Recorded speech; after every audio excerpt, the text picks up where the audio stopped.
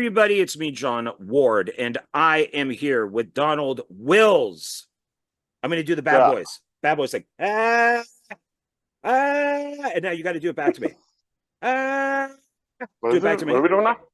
We're doing bad boys. This is what they do in Bad Boys. Will Smith and Martin Lawrence. They do and now you got to do the. Been a while since I've seen Bad Boys. So I just saw a documentary that the filmers are involved with, and that's the scene they show is when they're doing this to each other. Then they go, "What? Me? No, you." Okay. So, today on Film Discussion, we are going to be talking about documentaries. Documentaries. And and I watched the documentary that had the Bad Boys thing in it, so that was kind of appropriate to talk about. So we each picked 2 documentaries for the other person to watch. Yep. And then we have 5 documentaries that either we love or like or recommend, and we'll talk about those near the end. So I picked nice. I have this for a reason, and I'll bring it up later. I'm drinking coffee out of my Yellowstone coffee from the Yellowstone TV show, my Top Gun Maverick mug. There you go. That for some reason says on it, "Talk to me, Goose," even though he doesn't say it once in the movie. That's a Top Gun reference, not a Top Gun Maverick. Yeah. So, but I got this. Maybe they made the cup before the movie came out, and they just needed something to put on the back. Yeah, because it would be like a Maverick's apprentice, I guess, was saying "Talk to me, Dad," but that wouldn't. Yeah, that doesn't work as well as "Talk to me, Goose." But hey, whatever. I'm happy to have it. It was under $10, I think, so I'm happy with that. So I picked for you to watch. Yep. Living with Chucky and Room 234. Did I get 37? 37 and Room 237. Yeah. And you picked for me what to? I picked for you. So you went more with like film related documentaries. Yeah. I decided to pick 2 documentaries that I actually enjoyed and one I thought would be hilarious, considering, we both are heavy set guys, you know what I'm saying? Okay. We like to eat, which was the first documentary I picked was Minimalism, which is a documentary. And the second one I picked was Super Size Me by Morgan Spurlock. Oh, and do I have stuff to say about that one? So, and the minimalism, I thought you had originally said millennials. And I'm like, why am I watching a movie on millennials? Like millennials they were the worst until Gen Z rolled around. I think every newest generation is going to be the worst in the last generation's eyes. Well, Gen X is by far the best. I mean, we are the best. I mean, Gen X is by far the greatest. So that's what I got to say about that. Where do you fall? What's Generation X? Gen X? So I was born in 1967. So I think it's like 65, like up to like 70 something. Okay. And then what's after Gen X? Then after Gen X would be the millennials. Okay. And then I think it's Gen Z, and then whatever comes after Gen Z. Where does millennials go from? When were you born? 92. There's got to be something in between. I know I'm Gen X.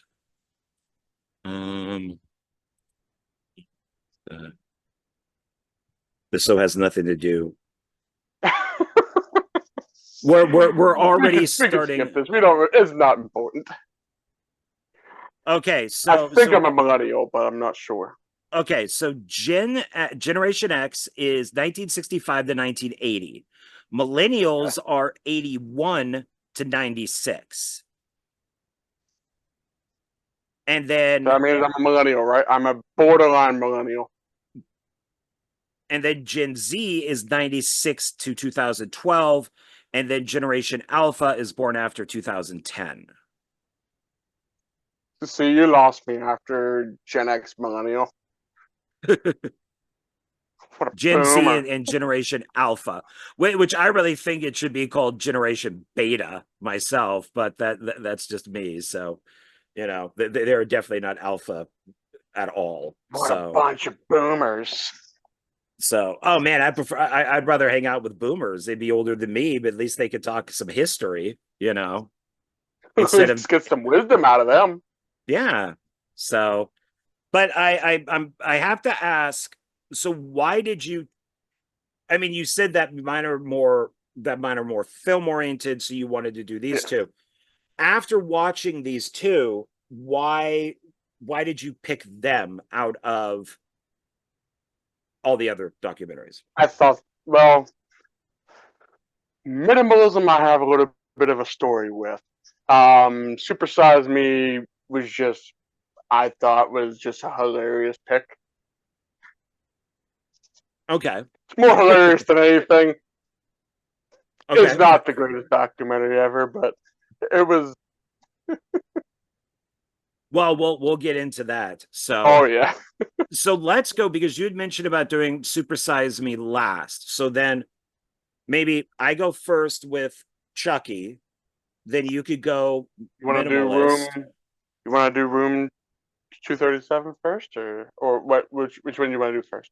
Well, we could do, because I think you had talked about the thumbnail. So if we do Chucky first, maybe Minimalist, then do Room, and then do Super Size Me. Okay. So I'm going to be honest. This month completely got away from me. I had no idea. When you messaged me, I'm thinking, yeah, we'll do it like next week. No, there is no next week. I mean, there is, but there's only like a couple days. Like 3 days left. Yeah, and it's like, oh crap. And then my friend Chris Ivan had a concert out here, and he's like, are you coming to the concert? And I'm like, yeah, it's next week. Of course I'll be there. And then he's just like, no, it's tomorrow. Tomorrow? And then I looked and I'm like, fuck, it's already the 24th? So it's like the concert's the 25th. Are there tickets at the door? And he's like, yeah, you could buy tickets there. I'm like, where did this month go? So I only have one movie. I called Zia Records. They did not have Super Size Me, and they did not have Room 234. I don't know why I'm blanking. 237. God, 237. Why do I have 437 in my head, and for some reason, and I'm trying to get away from it. So I keep saying 237 or 234 or whatever I'm saying. Yeah. So, and so they didn't have them, and I have my theories on Super Size Me, on why neither location has that. I think Room 237. Did I now say it right? 237. Yeah. Okay. I think that's just an obscure documentary. So you can find it on eBay, but it's an IFC release. IFC Midnight release. Yeah, so it might be just a little harder to find in stores, but yeah, Amazon has it. Well, I'll talk more about the DVD when we get to it. Okay, so so I don't have any of those to show. I only have Chucky to show, which I bought. This is the Blu-ray, and I bought it when it came out because I own everything that's, well, I could say everything, but I own a lot of Chucky because Chucky is my favorite movie series. It's my favorite TV show. I absolutely love Chucky beyond belief. And the Blu-ray is nice. I like the packaging of the Blu-ray. Yeah, I like that it has two different. It's just not the same thing repeated like a lot of them do. You see, that's what I hate about a lot of times when I have slip covers. That's why when I get like stuff from like Scream Factory and they have like the alternate artwork that's not on the slipcover, I'll choose that. I'll flip it around and put the poster. Most of the time, it's the poster art or like a custom art or something like that. So that's what I usually do. I flip it over. So I've always found this interesting is Chucky originally didn't start off this way, but it turned into a very kind of iconic gay TV show, which it did start with the movies with Seed and then moved forward once Don The Mancini, the documentary said it was creator. starting a little sooner. Like they were saying it was starting in 3. I think it's like kind of like started implementing it into 3, I mean, and then as it I went on. guess if you want to say that it's in a military academy with boys, I guess with That's what the guys. documentary. That's what he. I don't remember them saying that about part 3 though. Somewhere around there. I think it may have been like 2 or 3, one of the two. I could be completely wrong or remembering that wrong. I don't. 1 definitely not. 2 Yeah, no, not definitely 1. not. 3 I think I that's something along those lines. I could be. Like I said, I could be completely wrong. I could yeah, have I don't heard think that with wrong and 3 misheard it. It because may have been Seed. three's its own thing. It's its own trilogy. And then from from Bride on, it's a whole Kind of different thing. yeah. So Bride, I would definitely say that's kind of when it starts, and then definitely with Seed, because the baby that Tiffany and Chucky have is Glenn or Glinda, which would be Ed Yeah. Wood. Well, I got a confession to make. I've watched the first 4, and then I fell off at Seed. Not because at the time I didn't have a lot of income at that point, so I just couldn't buy movies whenever I wanted to. So I got to justify that at some point. And then I've heard a lot of people say Seed wasn't great.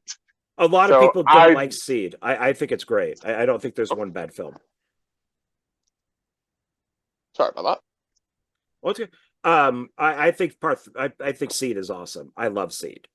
So but with this box is, if you notice, it's pink. Yeah. And also I kind of noticed this while watching it, is Chucky's shirt, which has always been the same, kind of has like the gay pride colors in it. Yeah, I guess. Yeah. I And didn't of notice course, that. and I don't know, I think that's the director. I think I could be wrong, but I think that's Yeah, her.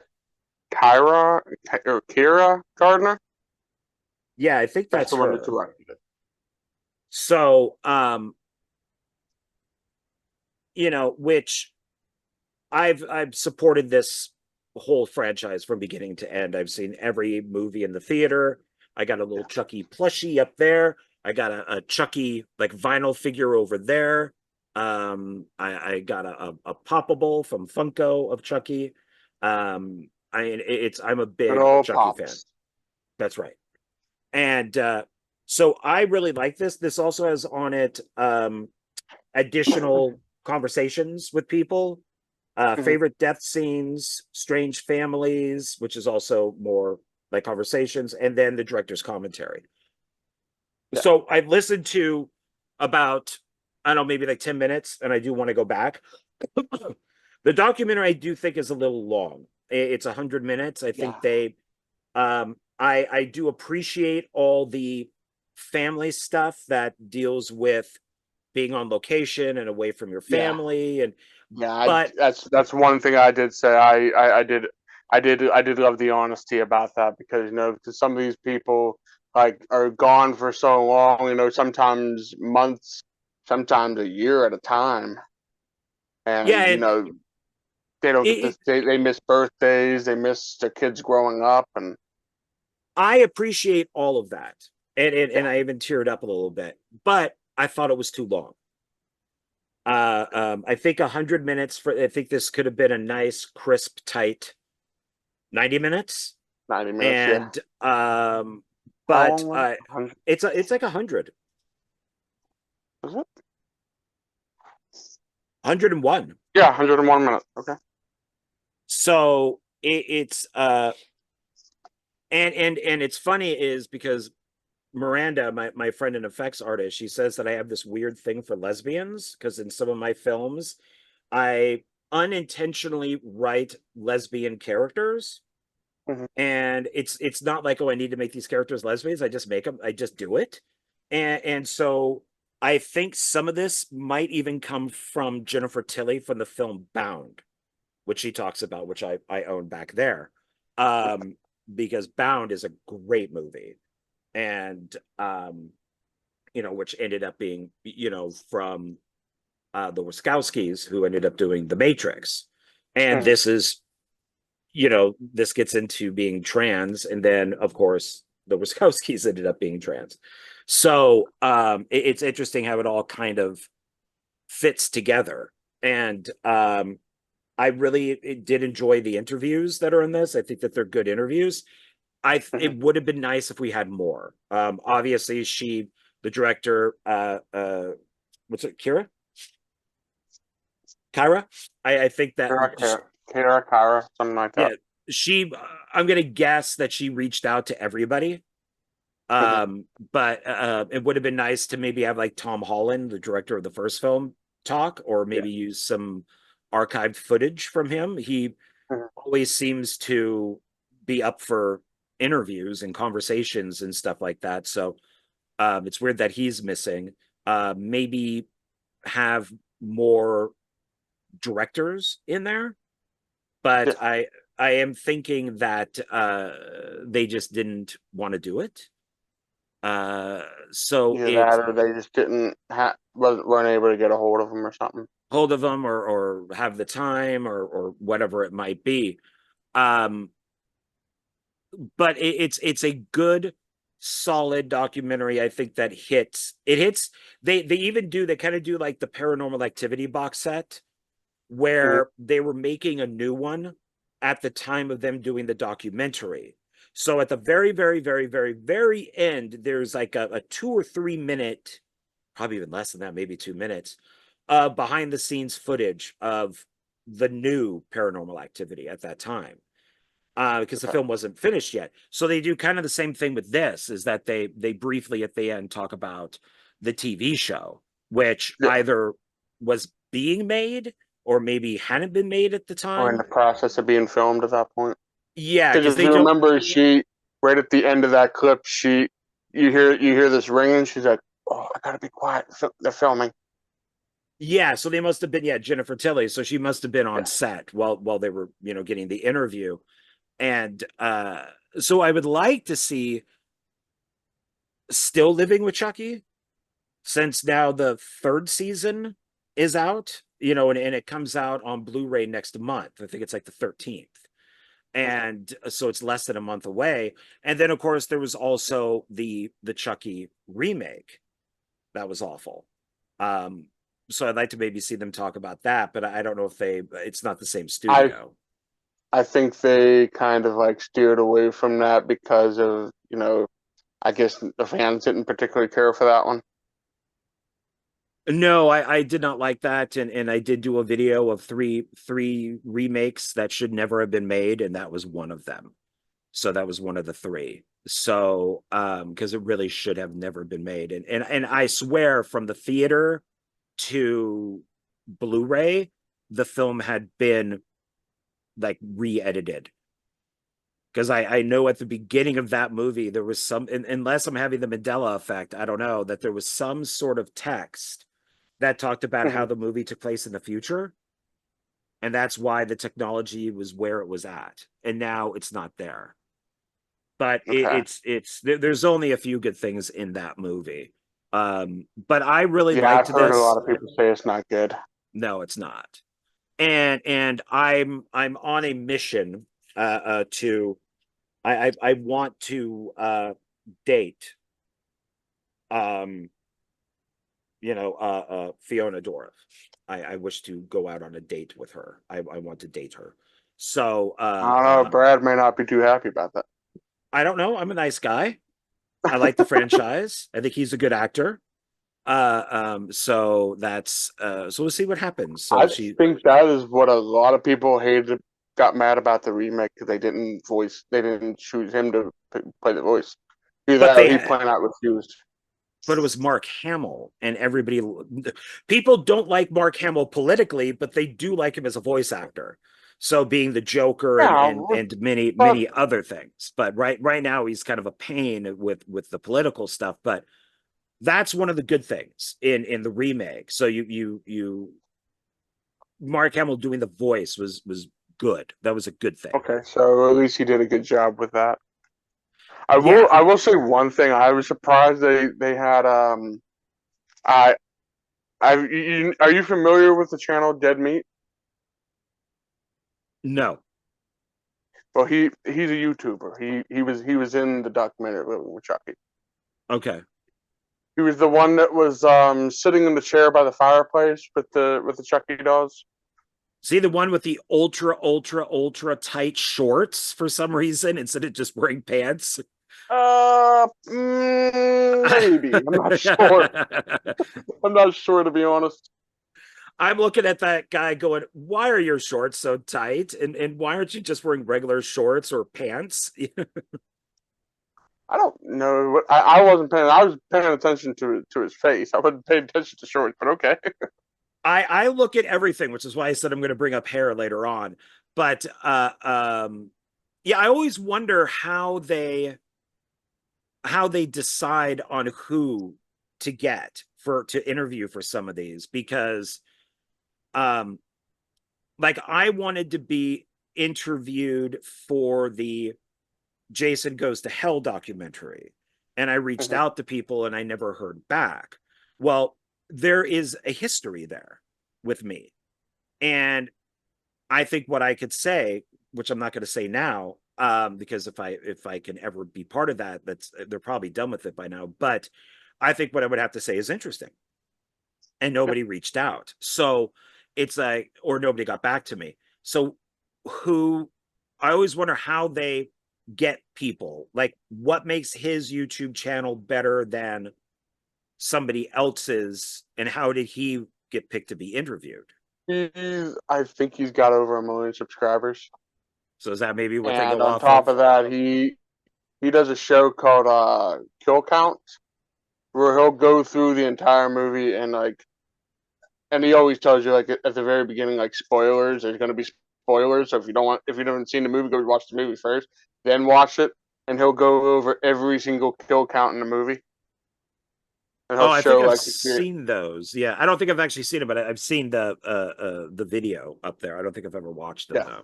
And he's the one that does them. Called Kill Count. Okay. Yeah, because I've seen people up there like Adam Green and Eli Roth but they're like movie fanatics, so they know a lot about this. So I get why they're interviewed. Like they were interviewed for the Psycho Legacy and some other stuff too. Well, that's what this guy is. He's pretty much like he's a reviewer. He does like movie reviews. He does like I think he may even be in a few movies. I could be wrong. Okay. May even be. I don't quote me on it. He may be an actor as well. Okay. But I could be completely wrong on that. I mean, I have been in a few I'm actually in, oh, fuck, I forget the name of it, but I talk about the original Night of the Living Dead and why that's important. And I was surprised that I'm throughout it, but my whole segment on that is in there. And I'm just like, oh, that's freaking cool. So I guess I can't complain. So it would have just been nice to, John Waters. I love that John Waters is interviewed in this. The one with the mustache? Yeah, the little pinstripe. Yeah. Yeah, he gets in Seed of Chucky, he gets gutted. He plays a tabloid reporter. So he's kind of playing like the exact opposite of who he is. Do you know who he is? Have you seen his films? John Waters? 100% sure. I'm not. His most like Hairspray would be his Crybaby. Is it the one that got killed with the acid? Or am I thinking somebody completely different? No, he does get the acid. Who got the gut cutting? He did get the acid poured on him. Somebody else. It was an accidental death. Yeah, yeah. Who got the gut cutting? I forget who got the gut cutting then. I thought it was always him. But yeah, in the documentary, it shows him getting acid poured on him. So yeah, he gets the acid poured on him, which is kind of appropriate for being a tabloid reporter. Uh, um, and the TV show just takes everything more forward. Like Jennifer Tilly's sister's in it. I believe Gina Gershon is even in it because of Bound. But it's the one thing that I wish the show would do, and I don't think it would ever be done, is Alex Vincent, who's the little kid in Chucky in the first two films, is replaced in the third film, and because they wanted an older actor. So I would like for them, since the show is so weird anyways, is to have both of them in at least one episode together, just to kind of be the two, to be that they're the same character but just different people. And maybe I think that would like somehow do like a split timeline or something where they come out on Roseanne. Was that Roseanne Barr's show? Roseanne. Yeah, when it came out, Roseanne. Yeah. Well, there were two actresses that played her daughter, and one was at the beginning, got fired, and they brought in another one, and then they did an episode later where both of them show up. So they both play her daughter, and I found that to be funny. So it was like, well, maybe they could do the same thing with Chucky, is have that actor come in, and they're playing Andy. They're both playing Andy, but at different ages, but they're the same character, just to kind of do it. So I like when shows do the Peter Parker thing. You, yeah, with the and so, but it's just weird when they don't have those ideas, I think, unless maybe the guy just doesn't want to do it because he's not interviewed. I'm once again assuming they reached out to him and maybe he just doesn't want to do it. But the director of the TV show? Oh no, I mean for the documentary. Oh, okay. Like for him to get interviewed, if he's not being interviewed, the director of the TV show to get interviewed for the documentary. No, what you're talking about. No, the older Andy getting interviewed for the documentary. Okay. If he doesn't want to do the documentary, he probably doesn't want to do the TV show. Makes sense. So, but who knows what's going on with that? So, but I think it's a pretty solid documentary. I liked all of the areas that they cover. I think with all the shows, and then they get into like the family stuff, they get into the fan stuff is pretty good. So I like how it kind of goes back to that instead of I'm glad it didn't end with just the family stuff.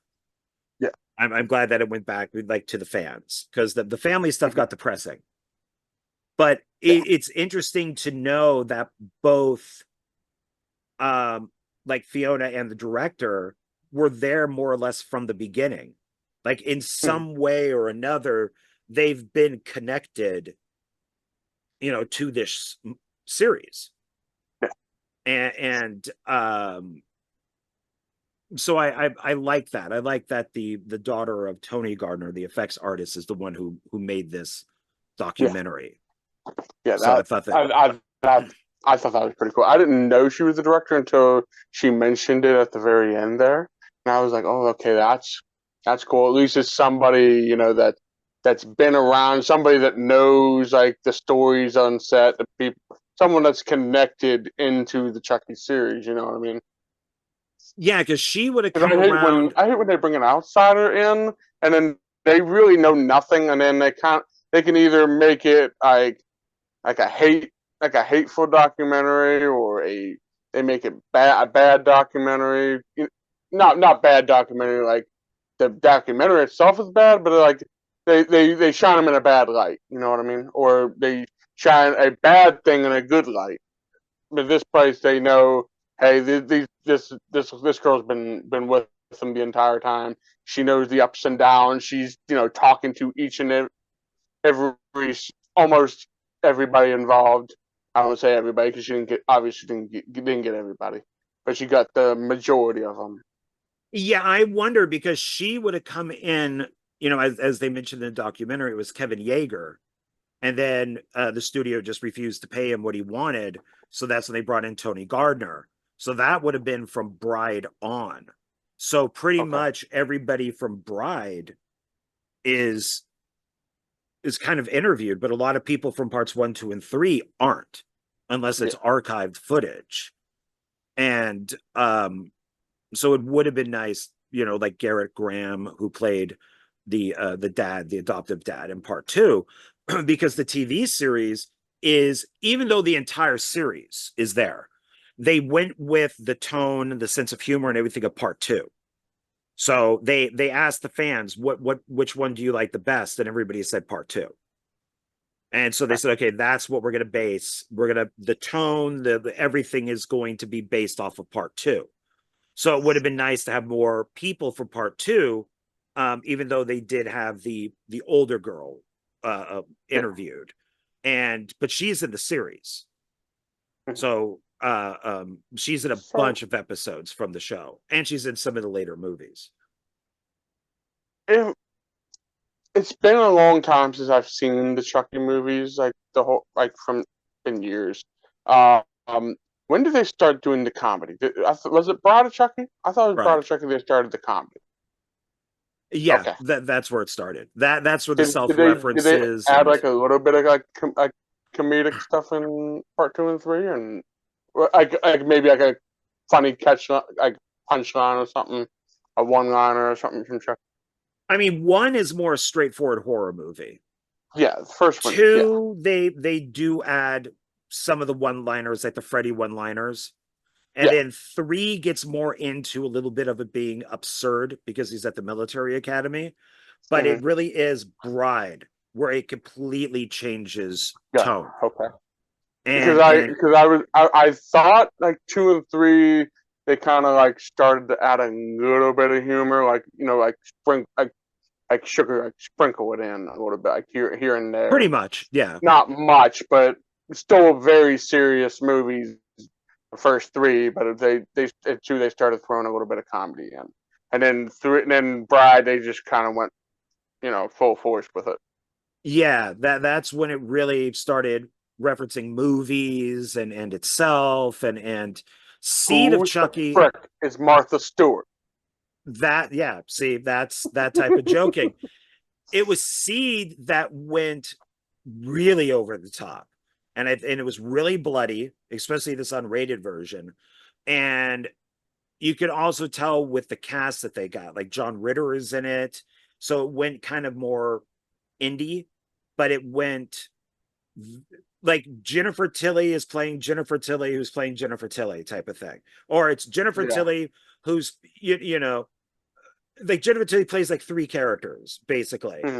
And so it gets more crazy. And so when it goes back to Curse then became a straightforward horror movie because he brought it back to the first film, and that all takes place at the house.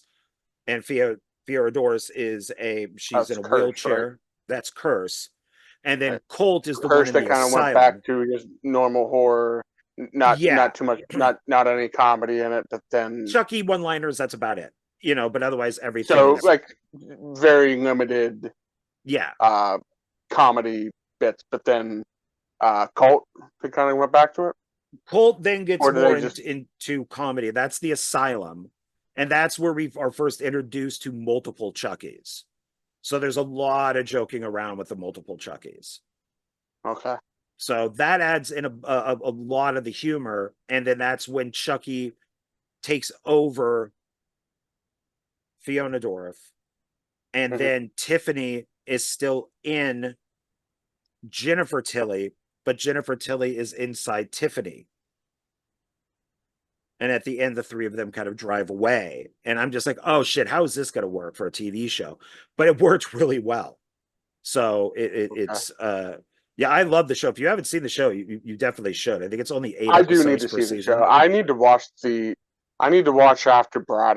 I've always had the intention of watching them. I never picked up the seven film Blu-ray.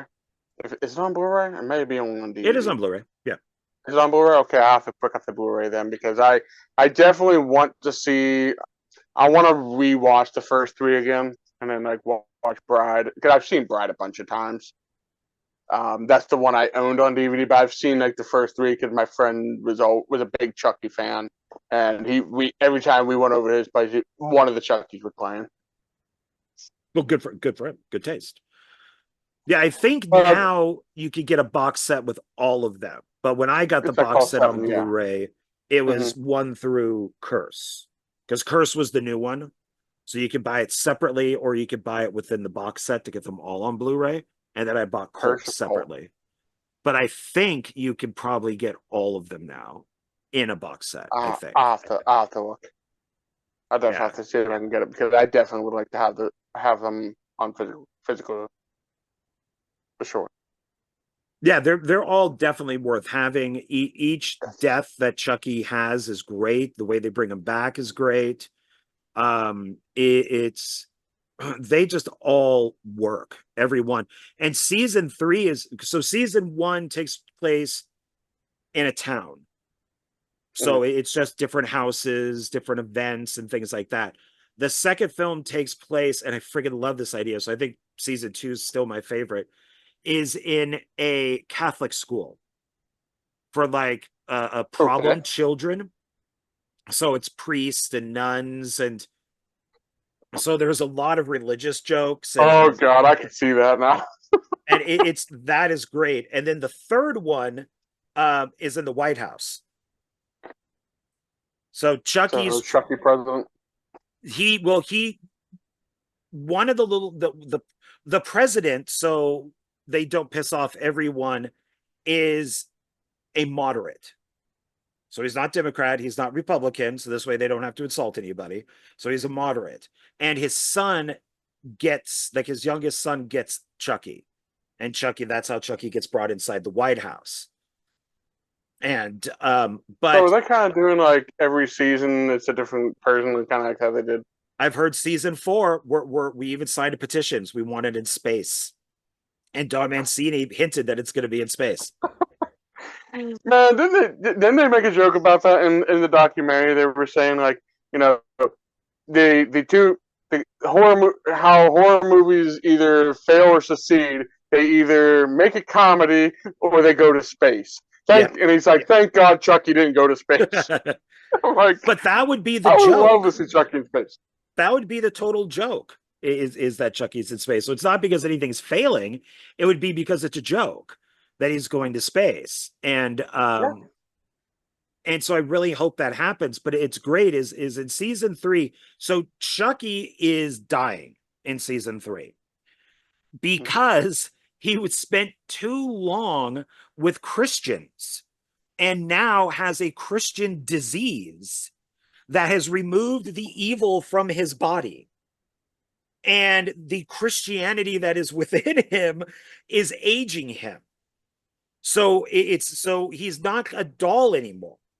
And so he decides to try to find the most evil places to go to.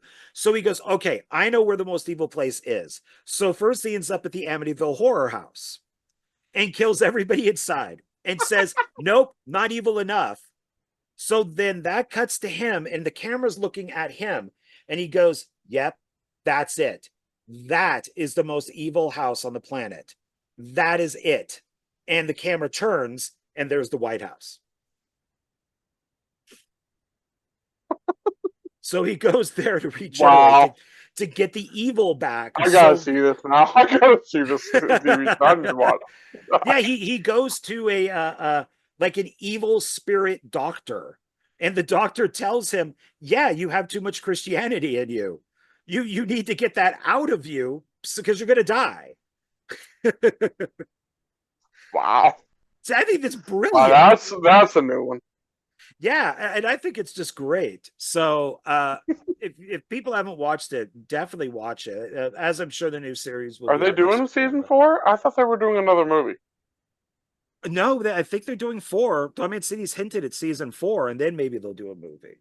But I think 3 did so well because 3 is the most violent, and it's for TV, for like Sci-Fi Channel.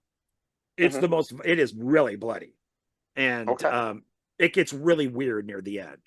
Probably the weirdest. It gets very kind of existential. You know, it gets really weird with being almost kind of like Insidious, where you go inside these places, or you know, Stranger Things, The Never, or something like that, because they have to reach Chucky. Like, because there is, in part 2, there's a good Chucky. They strap him to a chair like in A Clockwork Orange, and they pry his eyes open, and they make him watch only family friendly movies. No. They only make him watch, is it family friendly film? It's either family friendly or violent films, but he gets sick when he thinks of violence. And so he becomes nice. He becomes kind. So he only kills accidentally. You know, like somebody would fall downstairs or out a window, but he doesn't mean to do it. But deep down, he's still Chucky. But he is good Chucky. He's friendly Chucky. So and then there's like Mohawk Chucky, and there's Chucky who's all buffed up, like steroid Chucky.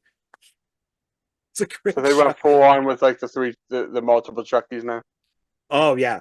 Well, we find out that that Chucky is not just Chucky, that there's an entire warehouse of Chuckies.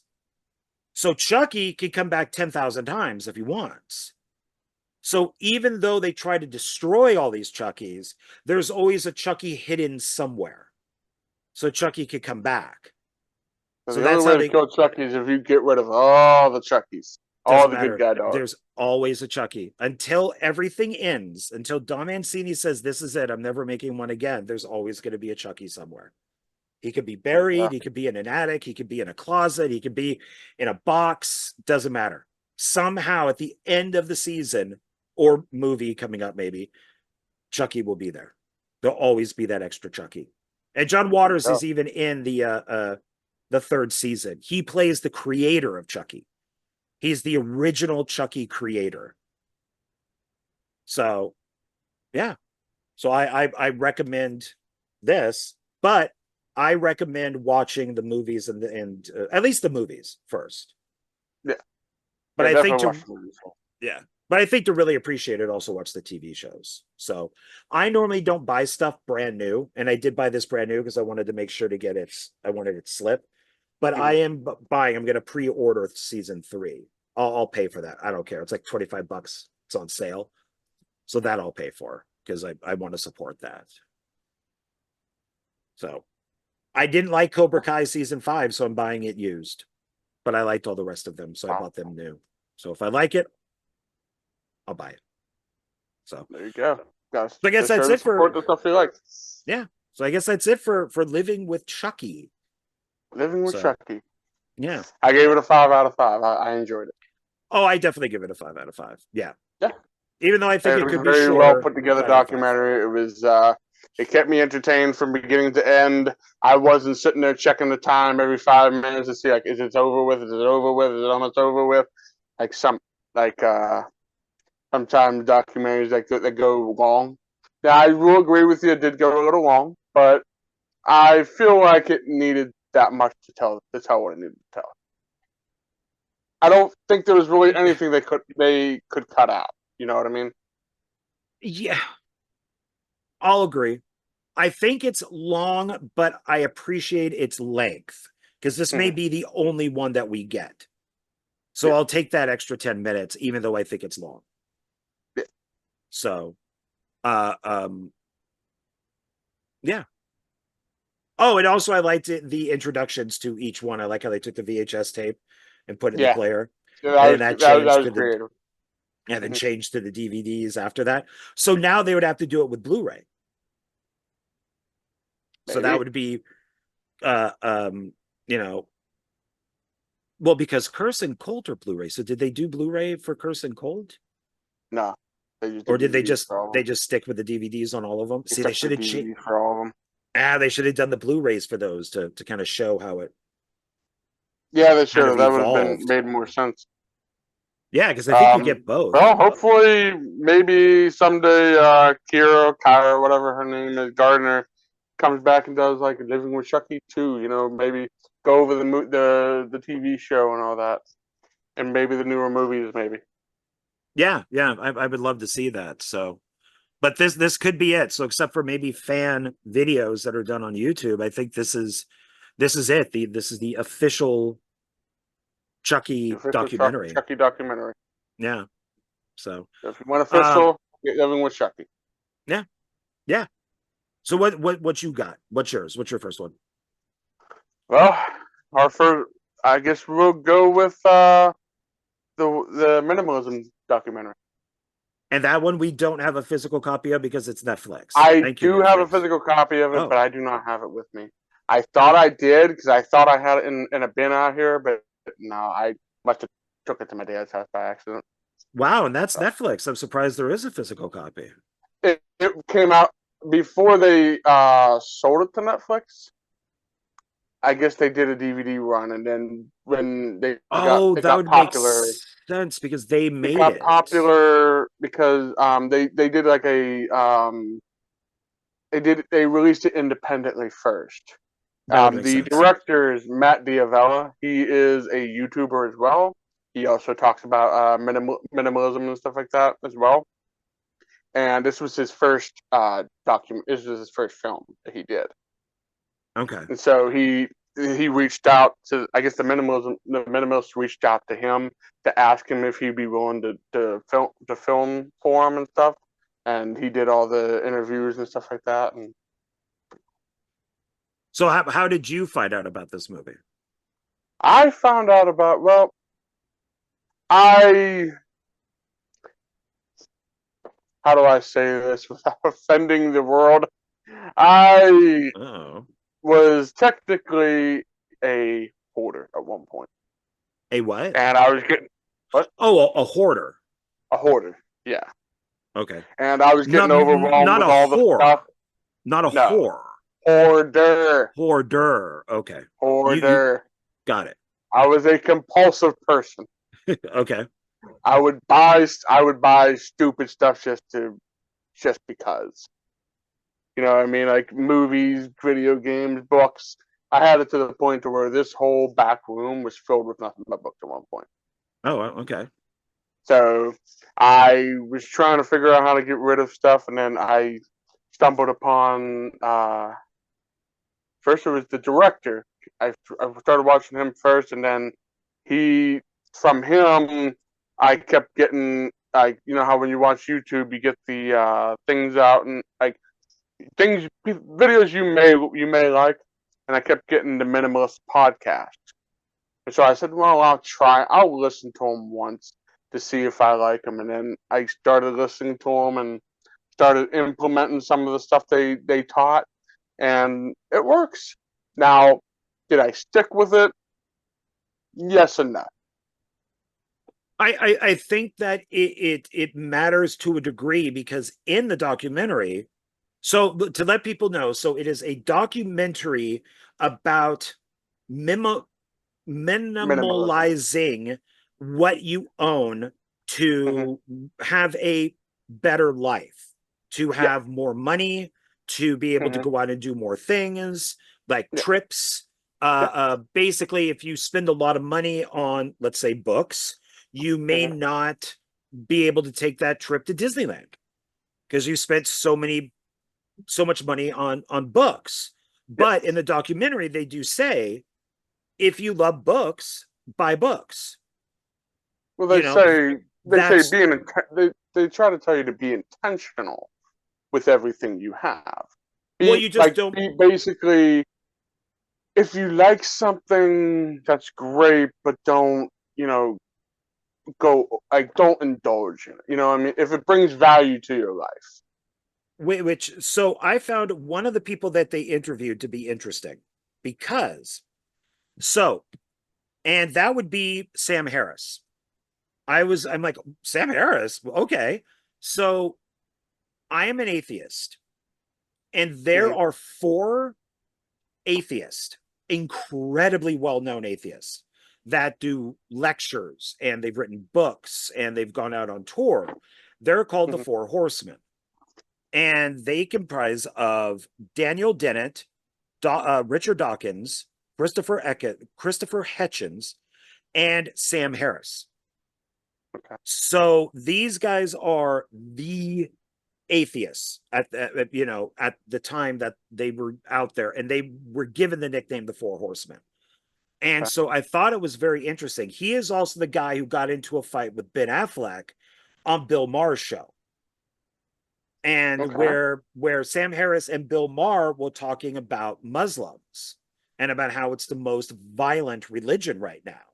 And Ben Affleck freaked out on air, saying, how dare you say that? Not all Muslims are awful. That's like saying, shifty Jew, that all Jews are shifty. And I don't think Ben Affleck's been back on the show since. But Bill Maher and Sam Harris are friends. So I thought it was interesting having him on there. And but I know that he's not just, an atheist, but he is also an American philosopher and a neuroscientist. So a lot of this stuff like hoarding would be a brain issue, would be a brain problem.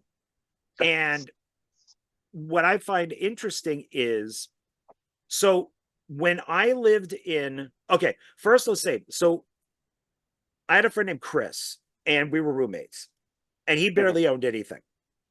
And I've used this philosophy since. If you can't sell it, if you can't trade it, if you can't give it away, throw it away. Yeah.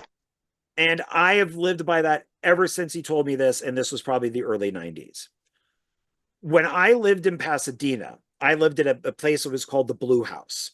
It was this piece of shit house that looked like the Delta House from Animal House. It was a fire hazard that probably should have been shut down way before it was. And it was in between these really nice complex. So it was like the Beverly Hillbillies cabin, if they had moved the cabin to Beverly Hills. And it was just a piece of shit fire hazard. But in my bedroom, which was the biggest bedroom, it was 3 stories if you count the converted attic. And we were all students. And I lived in this one bedroom. And I think it was the biggest because it had my own shower, my own sink, my own toilet. Everybody else had to share one. And I had my own little bedroom, and I had like a little living room and like a little den. All I had in there, I found the sofa by the dumpster. This was actually the house Van Halen performed in the backyard of this house when Eddie Van Halen was the lead singer. So the house did have a bit of a reputation. But I found the sofa out by the dumpster, cleaned it up, and just threw a blanket over it.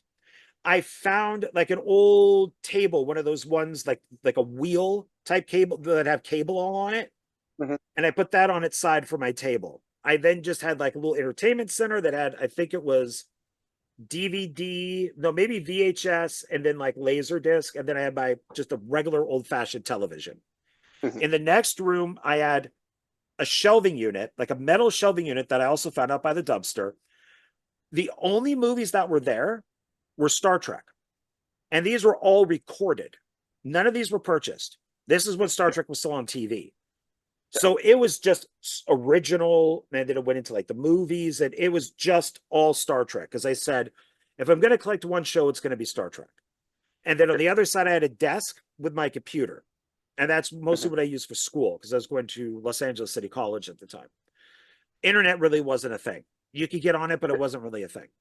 And then there was like a little shelf where I had some knickknacks, and then bathroom and bedroom, where I just had the bed, like a little table with a clock on it, and a lamp. At that, I had decided to live a minimalist life at that point. I wasn't buying movies. I wasn't buying CDs. I wasn't doing any of that stuff. It really was. And I remember we had a party, because we were known for throwing parties. And this girl came into my room, and she goes, "Oh, you have movies?" And she goes, "Oh, it's all Star Trek." And she just turned and walked out, bitch. But it's fucking dare you. But these days, that's all okay. but back then you were looked down upon. Nerd.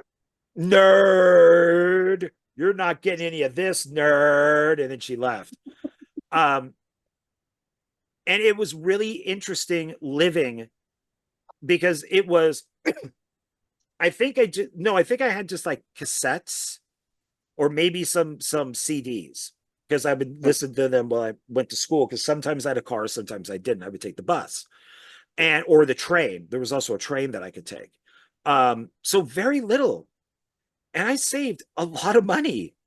I was able to take trips. If my friends wanted to go out and get fast food, I could. If we wanted to go to Disneyland, because this is Pasadena, we could. And I paid for it. School back then was cheap. It was cheap as hell. You know, this is community college that I was going to film school at. Cheap as hell. You know, like a book was maybe $15, unlike it is today. And it was great. And now I look around at everything and it's just like, fuck, where did that go? I own way too much. So after watching this documentary, I was kind of looking around going, I think I own too much. I think this is really, maybe I should go back to the Blue House and live that way again, because the newest thing I have are Funko Pops. Yeah. And now I'm thinking, and going off of what these guys say in the documentary, how does that improve my life? How does that forward my life? And they don't. They're fun.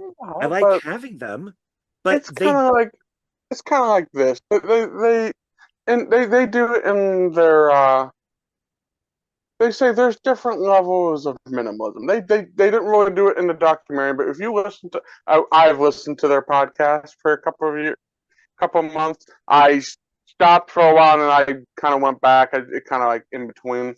Anyway, I was even paying for their Patreon at one point because they did like an uncut episode.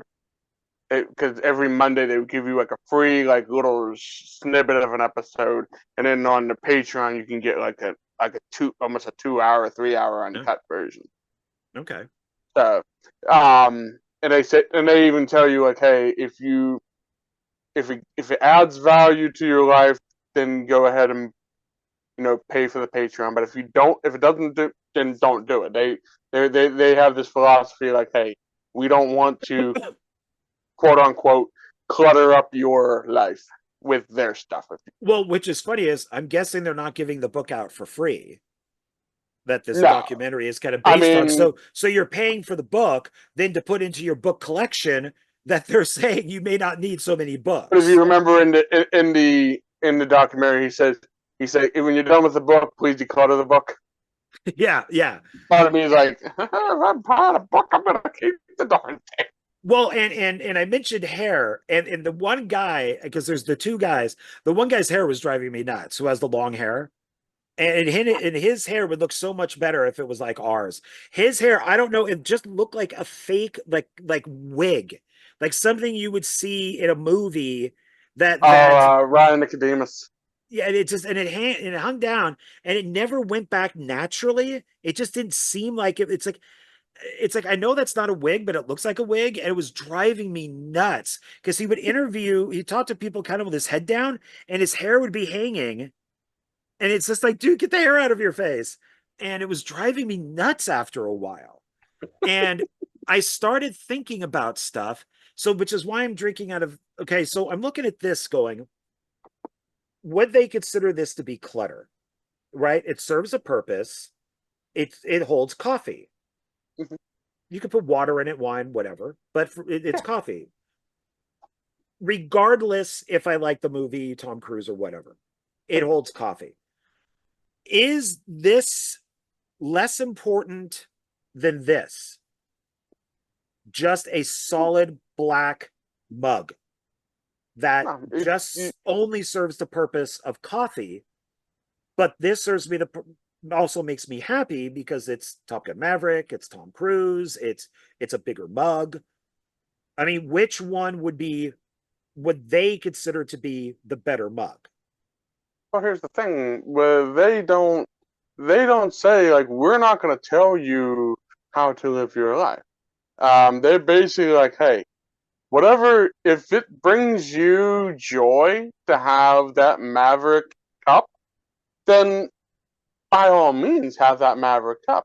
If you so desire to get rid of everything that has logos on it and all that, and just go with the plain black cup, then that's all that you can do that as well.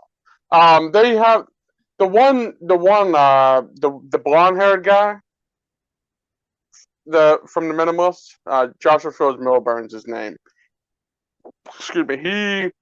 He's like he's like borderline a Spartanist, and a Spartanist is pretty much a person that owns almost nothing. Like I kind of like that. I like because remember, like in Jurassic Park, Jeff Goldblum's character, all of his suits are black.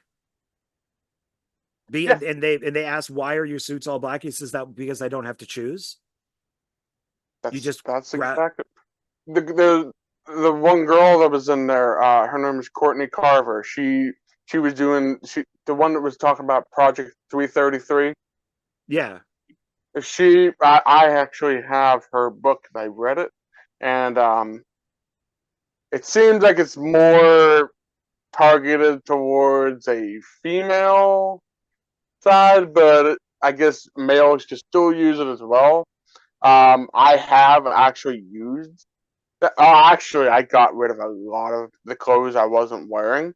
So basically, remember how when we were talking in the DMs, I said I'm a minimalist in some aspects, but a maximalist in other aspects. Yeah. Well, I'm a minimalist when it comes to clothing, because I have 4 shirts, 3 pairs of pants, and underwear and socks. That's and 2 pairs of shoes. I like his underwear. When he said that before, he was traveling, it's all black underwear except in the middle there's a red pair, and then so he knows that but below the red pair of underwear are all dirty, and above the red pair are all clean. And I'm like, shit, that's a good idea. Because I've gone on trips where I've taken underwear and just like thrown it in the suitcase, and I'm like, oh, is this clean? Can I still wear this? And that would have been where you just throw it in a bag, I guess, is that, oh, this is laundry. That's what I do. I take like a garbage bag with me, and I'll throw all my dirty clothes in a garbage bag, and then I'll throw like a couple of dryer sheets in there so it doesn't stink that bad. So even though I like that idea, is that a little obsessive then? Is that a little too all black with the red, or is it just normal? Well, he is underwear in a bag. A lot of it is, if you know the people themselves, you'll know that Joshua Fields Millburn, the one that was showing you, that has OCD, so he likes everything like perfect. So when you see stuff like that, he's doing that because he likes to keep everything in order. Okay, so. I could see that. For me, order would be a plastic bag, because then I know what's in the suitcase is clean, what's in the plastic bag is dirty. So that's an order for me, but not the pencil has to be exactly this way, type of thing. It's the tiny house. What I would have liked to have heard one person talk negative, because they go to the tiny house people, which I've thought about. I thought, oh, how cool. That'd be great to be in one of those tiny houses. But then I thought, you probably wouldn't be able to own a pet. That would be at the size of that house. If you had a cat, that litter box would be right there, stinking up the entire place.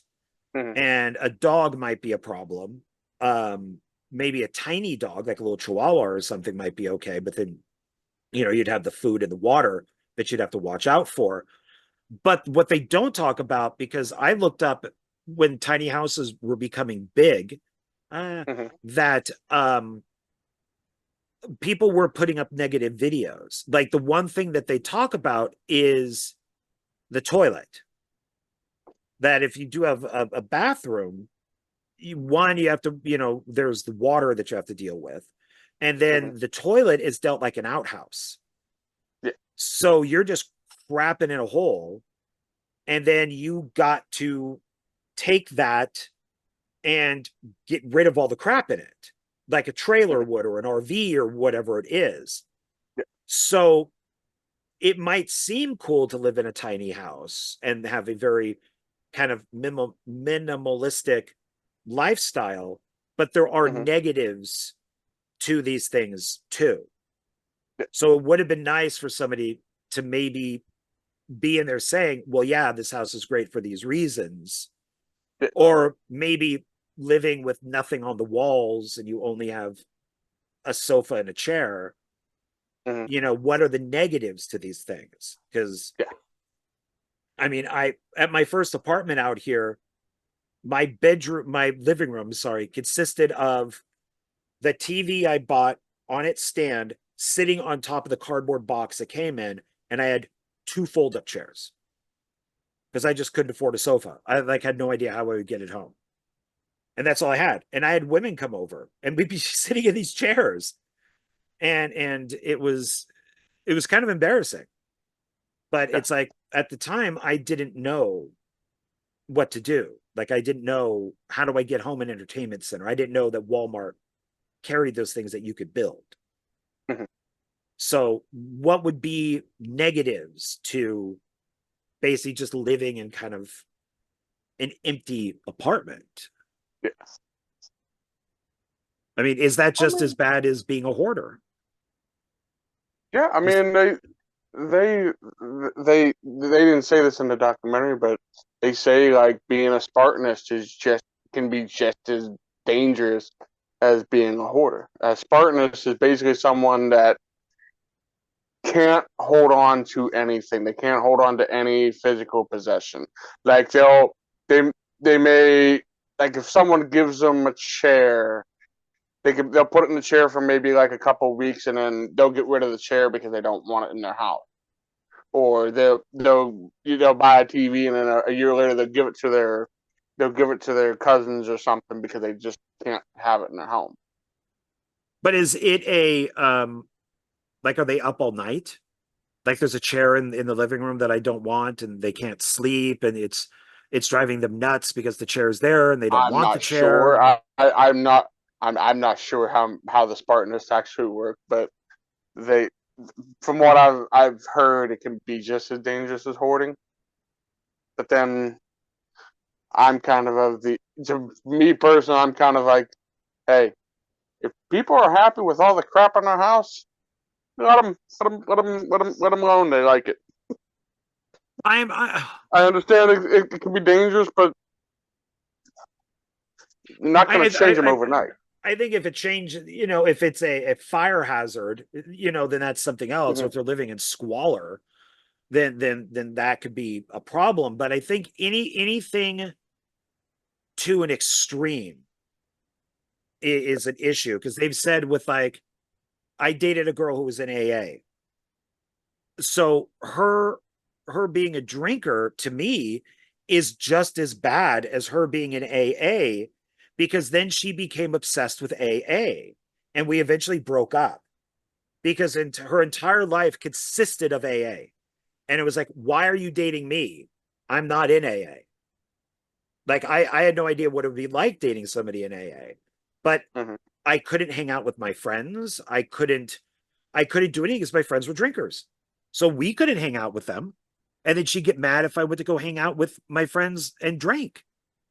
Because for her, it was evil. It was bad. But you're not supporting her.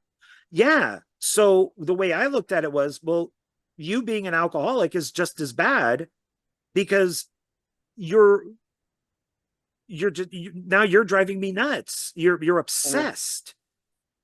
And instead of having that drink, every day, you have to do something for AA every day. So so I wonder, I think that there's a middle ground on this type of stuff, because you don't really find out from the other guy with the long hair what his thing is, like how he lives. Yeah, they did a second documentary called Less Is Now, which is on Netflix. Um, I watched it once. He goes more into his story in that one. But it's pretty much his story was he was he was in the corporate, and he climbed the corporate ladder. Oh Him no, and I'm both of sorry, them. not to interrupt. He does tell us that in this. Yeah, well, But I mean more of like, how does he live in his house? Like, how does he? yeah, he goes. We see the other guy with how he packs and all that stuff, but we don't really see that with him. But he does the long hair guy. He does tell his story, and that's completely understandable. Yeah, what he tells about getting the raise. Well, he goes into in the second documentary. He goes into why what he did. He did something a little more extreme because when he started telling, he kind of rehashes the story of when Josh tells him about minimalism, and he said, well, how do I do it? And they said, well, like they started going into a thing where they created like a minimalism game, which is like for 30 days, like day one you get rid of one item, day two you get rid of two items, day three you get rid of three items, and so on and so forth until day 30. You eventually get rid of 30 items on day three, and by that time you've gotten rid of like 500 and some items in your home. But they tell you it's like get rid of stuff that's like if it's not adding value to your life. I give like for example, I used to be really obsessed with keeping boxes for toys I took out of the box, and I just had to make the decision to is it go because right now I only have basically a 2-room apartment. I don't have a lot of room, so I can't really keep the boxes anymore. So I wanted to keep the toy. Is either get rid of the box and keep the toy, or keep the box and have to get rid of the toy as well. Or You just know what keep I the mean? toy in the box. But then I was taking up too much room. Like all my Yeah. funkers are in the box. I won't take them out. Well, yeah. I mean, I do have some But those things are in the box, square. but there's some things that are like the Funko Pops. I keep those in the box. I have. Pickle Rick. Yep, Pickle Rick. But yeah. So what did you think of the documentary? The documentary I itself. liked it. It was short, which I enjoyed. You know, Like going, what was it, an hour and 20 minutes? yeah, I think if an that. hour and a half. I thought that I liked their Oh, story. I liked other people's stories. I liked what people have to what they had to say, because I've gone through some of that stuff myself recently. I have a walk-in closet in my apartment, and it was just junk. It was just I would just throw shit in there, and I'm like, I don't need this. I had suits from 20 years ago that even if I lost the weight would still never fit. I mean, these are suits, you know, that I would never, but yet I'm keeping them. Why? yeah. And so it took me a few days, but I went through and I gutted the entire thing. And now I have, instead of having no shelves, I have like 2 empty shelves, and I have plenty of room to put other clothes because I threw away a ton of clothes. I'm like you. I have like 7 work shirts, but maybe 4 regular shirts, you know. Yes. Um, and it felt good. You know, I finally got my apartment to where I like it because I got rid of a ton of stuff. Yes. So I was able to relate and understand some of this. Yeah. Um, Well, I will say, I watched this again because it's been a while since I've seen it. I wanted to rewatch it again.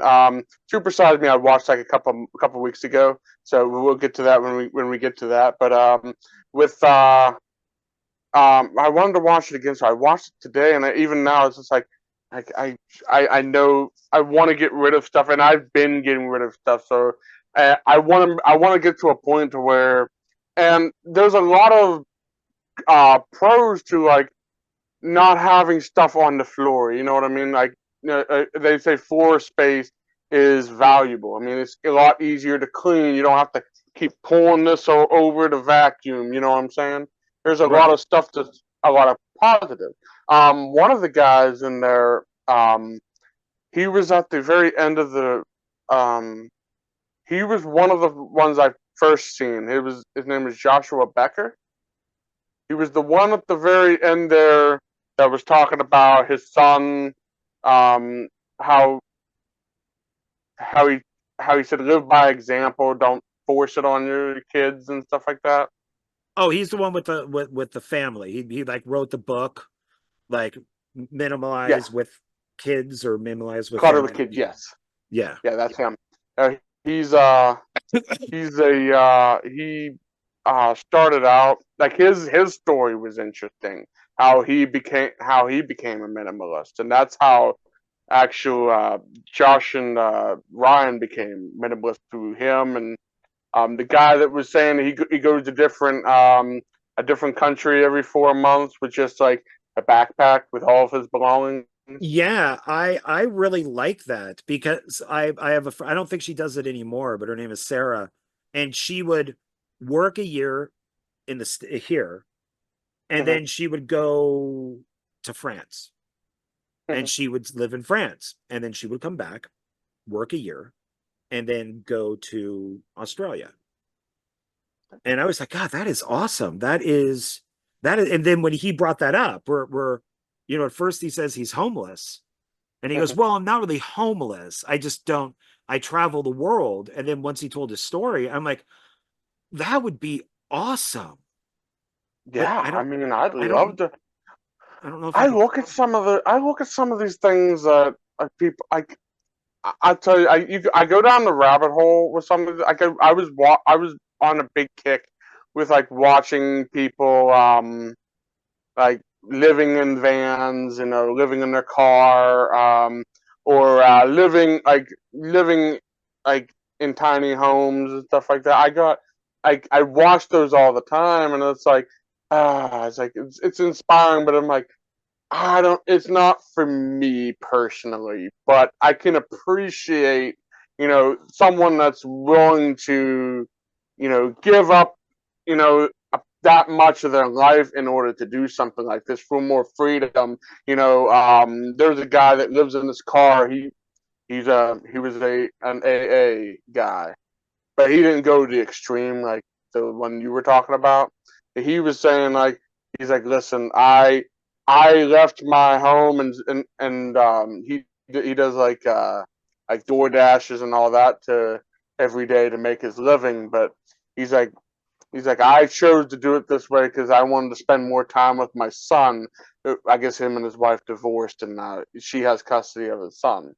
So he's like, I wanted to have more time with him. I wanted to have more time to do what I wanted to do, and now that I'm no longer wasting my time, going to the bars and stuff and wasting my life away. Now I can, that's his saying. I'm not bashing anybody that drinks. If you drink, hey, I'm not, that was his word, not mine. So, you know what I mean? So he has that freedom to do what he wants.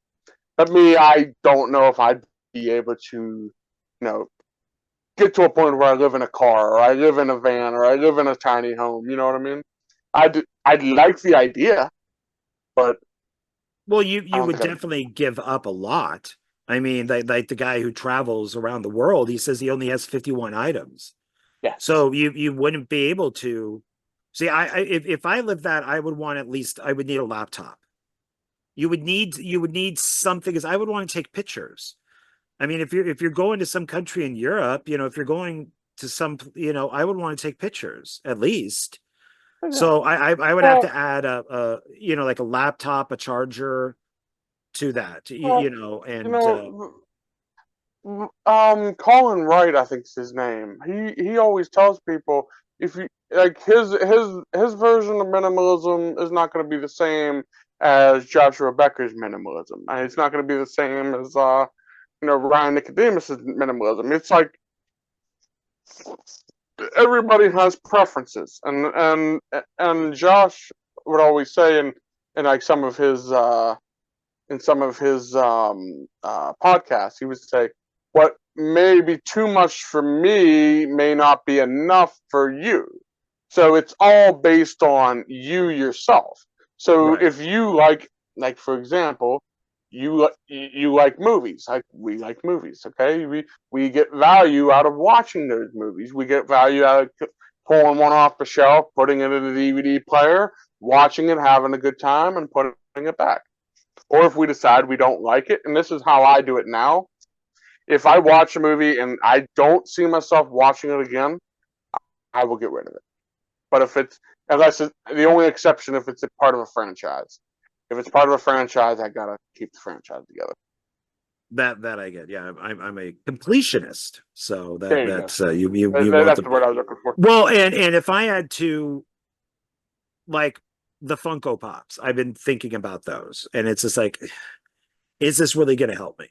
Is this really going to? And my answer to that is no. I like them, but there's so many of them, and there's so many different types, and it's like, and I'm watching all these videos going, I want that, I want that, I want that, and but with something like the movies, I don't know, they've kind of replaced food.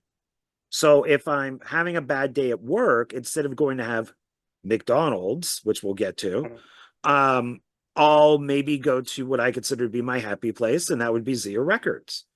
And I'll pick up some movies. Or if I'm having a great day at work, once again, food. Instead of going to get food to celebrate, I'll go to Zia Records. And before it would be I could go to Target or Walmart or Best Buy, but those places are just not carrying movies anymore. But I get something out of these movies. Like right now, I'm watching a documentary on Francis Ford Coppola, and the person there is going through all of his movies. I get something out of that because I own Francis Ford Coppola's movies, and for me as a filmmaker, I get something out of these. I can look at editing, I can look at sound, I can look at photography, I can listen to the audio commentaries or watch behind the scenes. I can meet the filmmaker and have them get signed. To me, movie collecting for me would probably be the thing. When I look at something like the Funko Pops or some of the other things I have, I kind of think, what can I really do with this? Be a little more. Here's what I do now. I'm very like if it's one thing I collect, it would probably be movies because I actually love movies. But when I look at the books and stuff, it's like, do I need that book? Do I need that book? And nowadays I'm kind of like, if it's part of a series, like a long series that I do not want the physical books, I'll get the e-reader version of it, and that way it's all on one device, and I can read it. I have no problem with digital, and if I find out later that I really enjoy those books and I really want to own them physically, I can do that. But I don't want to buy, like, for example, I have the Wheel of Time here, which is a 15 book series. I've read the first 2 books and I kind of fell off. But I own all these books now. Just and in it case. bothers me, man. Yeah, it's like I have 3 paintings, not movies, has nothing to do with movies. Just one is a lake with a tree, the other one is a cabin in the snow, and the other one are ducks, and they're flying in like a pond. They're 3. And I had a tenant at the storage facility that I worked at, and he's like, "Oh, do you want these paintings?" And I thought about it, and I said, "No, I don't." And they were nice paintings. And it's because it didn't mean anything. Giving me those paintings didn't mean anything. The paintings I have up mean something. How I got them meant something. So I keep the 3 paintings up, and they're behind the door, my front door, because I can't put anything behind there anyways. It works perfectly with the paintings. But I just wouldn't take paintings because somebody said, "Do you want paintings?" But unfortunately, I don't look at it that way with some other things. I just collect and collect and collect and collect. So it becomes not a problem with one thing, but it's a problem with the other thing. Yeah. There is a little bit of an obsession when it comes to those things. So maybe adopting this minimalist way with certain things, like I could still collect Funko Pops, but just not as many as I do. Just really be selective and bring it down to only a few instead of having a whole wall. The ones that you want, like if the ones that you have signed, I could see keeping those because those are a collector's item.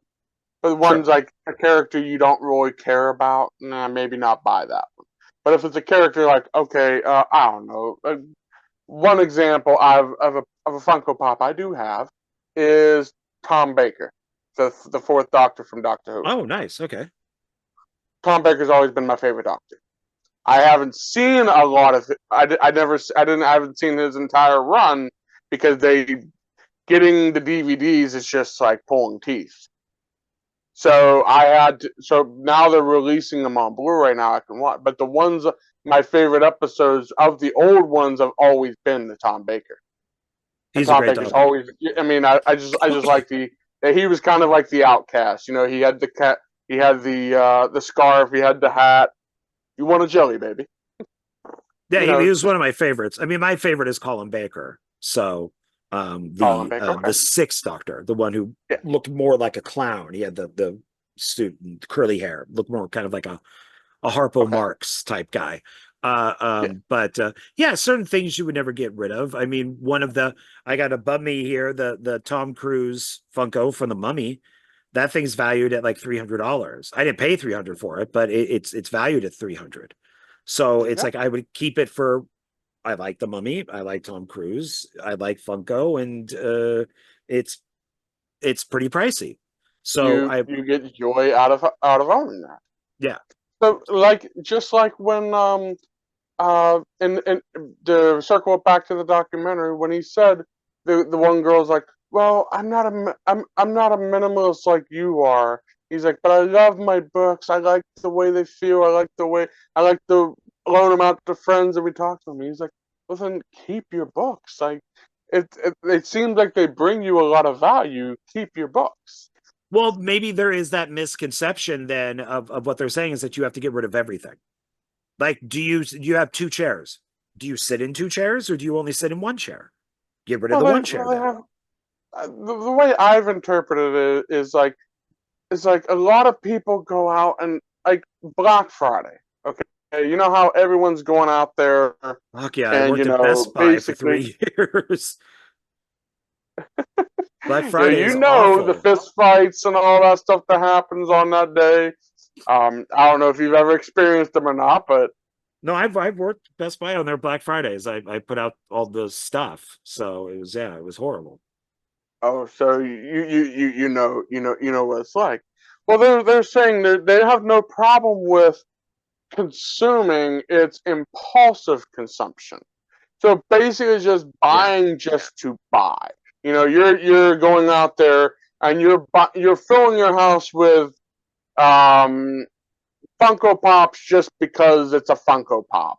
You don't care about that character. You don't care about that particular one, but you bought it just because it says Funko on it. See, you know, and that's where the problem is starting to lie is that I started off with Pops that I liked, which is now moving into Pops with stickers. So there's the stickers mean something that are on them. They could be from a Comic-Con or exclusive or something. So the stickers bring value. I went to, and then I find out that all these other places, like that. Yeah, like those mean something, and those could actually increase the value. So I found out that there was a Five Below. I went to that. Right next door to that was Ross, which does carry them. And then right to that is a TJ Maxx, which also carries them. So I went to TJ Maxx and they had it was a regular sized pop, but it was in a larger display. And it was only $8. And it was Qui-Gon Jinn. And I'm like, oh fuck, I'm gonna get this. The line for some reason was all the way down the store. I don't know why that line at TJ Maxx was that long, because there's no sales or anything. I'm like, oh, fuck this. I stood in line for like 5 minutes. I said, this isn't worth it. So I put it back. There were 5 of them. And the other day I went and said, okay, if it's there, I'm going to buy it. If it's not there, I'm just going to stop, because that something's telling me to stop. And because I'm wasting my time going to a TJ Maxx. And I went and all of them were gone. And that kind of got me thinking, like, I'm standing in a TJ Maxx where I would normally never stand. I'm looking for something that I don't really need. And I could be at home with the cats and all this. Now, on top of the documentary that you had me watch, now I'm thinking even more. Do I need these? I have 50 coffee mugs. Do I need 50? They're all movie related, but do I need 50 coffee mugs? I drink out of 2, and this is one of them. The other one is from the Atomic Testing Museum. I don't drink out of the other ones. Do I need all these coffee mugs? So I don't know. I got to think about stuff. And that documentary definitely helped. It made me think. Hey, I mean, it did what it set out to do. I mean, I didn't have the intention of converting you or anything like that. I mean, I just remembered watching, and I remember because you asked what did we want to do for film discussion, and I was like, I remember you asking a couple years ago, did you ever want to do documentaries? And that was the idea you floated around a while, and I was like, well, why don't we revisit that? Because that was one of your suggestions. I'm like, I like documentaries. I watch documentaries all the time. I mean, yeah, I love documentaries. So, and if it's interesting, I'll keep watching it, and if I can find a physical version of it, if I like it or not, I'll get it. If not, then I'll just watch it on streaming. So what rating would you give this then? I would give it a 5. I think I only gave it a 4.5. Okay. Would you give it a 5? I would give it a 5 because it was short, which I liked. Okay. All right. And I liked the message that it was giving, but I do wish it would also kind of maybe tell a negative. It was a little too positive. Like it was more focused on the positives of minimalism. Because like, not... well, the blonde guy, our main blonde guy there, did he get divorced because of this? Like, did his wife leave him because he's like, no, you can only have one chair, you can't have 2, and that other chair isn't necessary. When his mom died and his marriage ended, that was when he was still in the corporate world. This was before. This was what he got introduced to minimalism through that.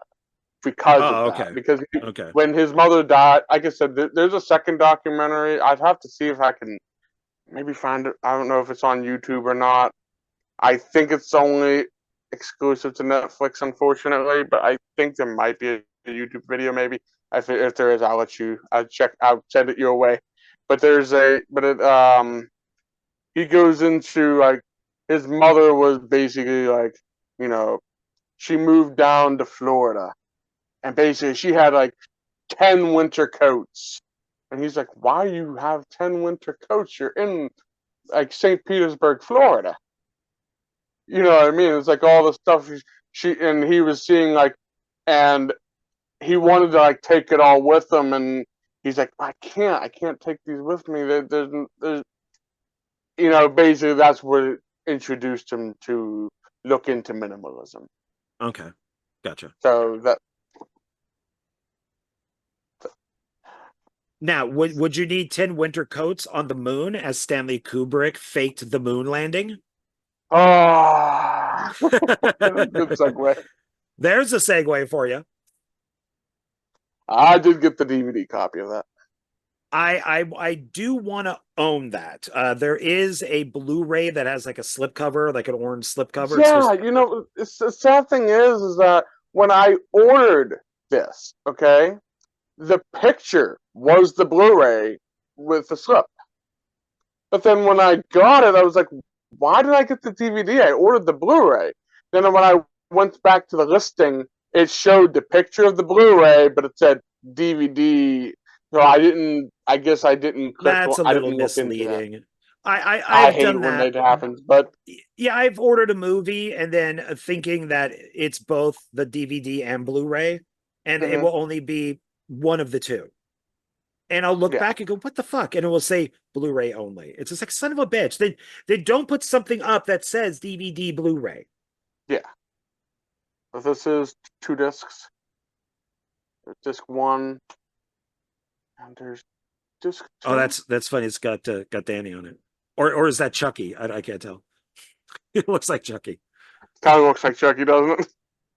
So I wanted to there is some special features on here. Oh, what is that? I didn't watch any of the special features, because I didn't really have time. I had to watch this today and this and Chucky today because I was kind of behind yesterday. Oh, well, what are some of the special features? What does it say? Because I watched it online. I streamed it. Yeah.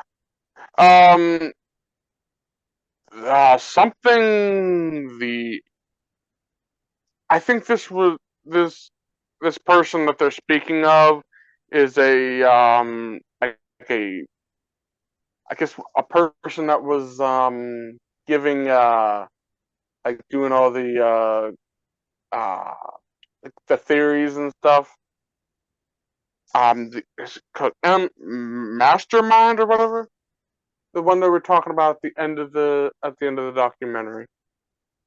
Well, evidently he speaks. I guess as a commentary with Kevin McLeod. McLeod, I don't know. Oh, you can skip all the names. Just commentary, making of. Seekers of the Shining, a panel discussion from the first annual Stanley Film Festival. 11 deleted scenes. The making of the music featurette. Mondo poster design discussion with artist Ella Lewis. Trailer and alternate trailers. Okay, so all right. So it's like $15 on Amazon, so you can probably get it cheaper on eBay.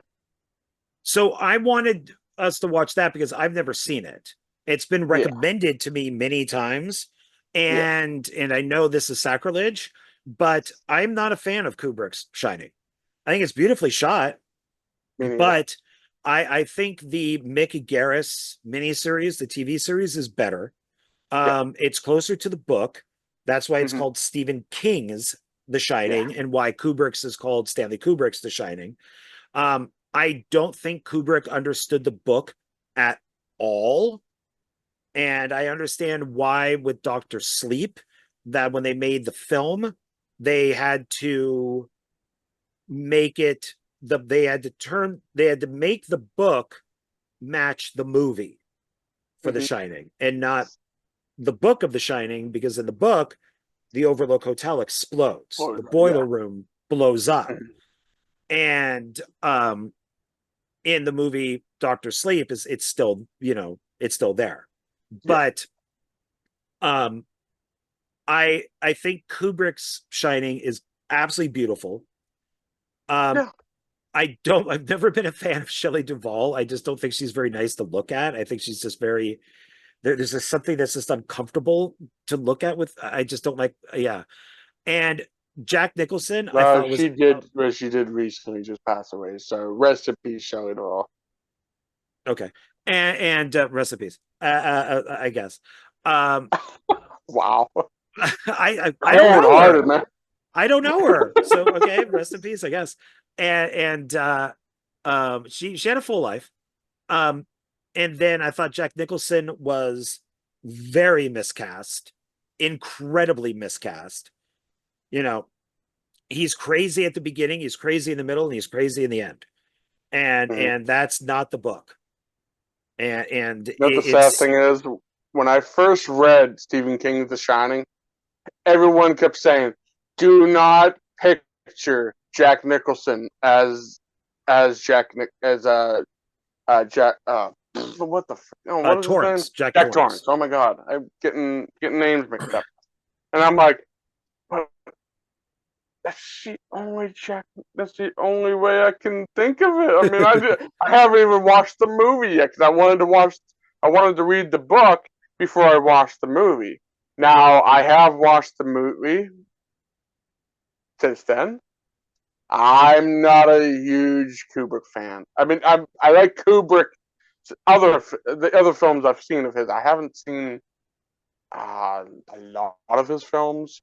Oh, I've seen. Yeah, I mean, I've out of 100% of his films, I've probably seen 80% of them. So it's of course, because he also did Eyes Wide Shut. Tom Cruise. The only ones I've seen was I've seen bits and pieces of a 2001: Space Odyssey. I've never seen it the whole way through.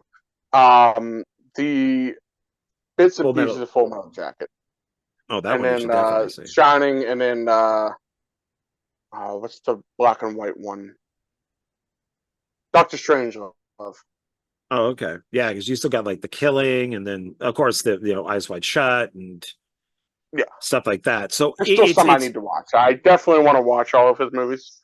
Well, he is one of our greatest filmmakers, and his history is incredible, especially with people thinking that he faked the moon landing, that he shot that, but he also shot a lot of military stuff too. He was the guy that went out and shot a lot of the newsreel footage that they would show in theaters before he started making movies. So he has had a history with the military and the government and all of that, which is why some of his films are military based. But it's like people make fun of the miniseries for The Shining that he's using a croquet mallet and instead of an axe, and it's like, but that's the book. How it's in the book. Yeah, and it's much. I think have an axe in the book. No, and I think it's much more horrible to bludgeon someone to death with a croquet mallet, than it is to just hit somebody in the heart with it. Plus, as much as I like Scatman Crothers as Grady, it's Melvin Van Peebles in the miniseries, who's of course Mario Van Peebles' dad, and Melvin did Sweet Sweetback's Badass Song, and I have a whole bunch of Mario Van Peebles movies up here, and I have right down here the Criterion collection of all of Melvin's movies.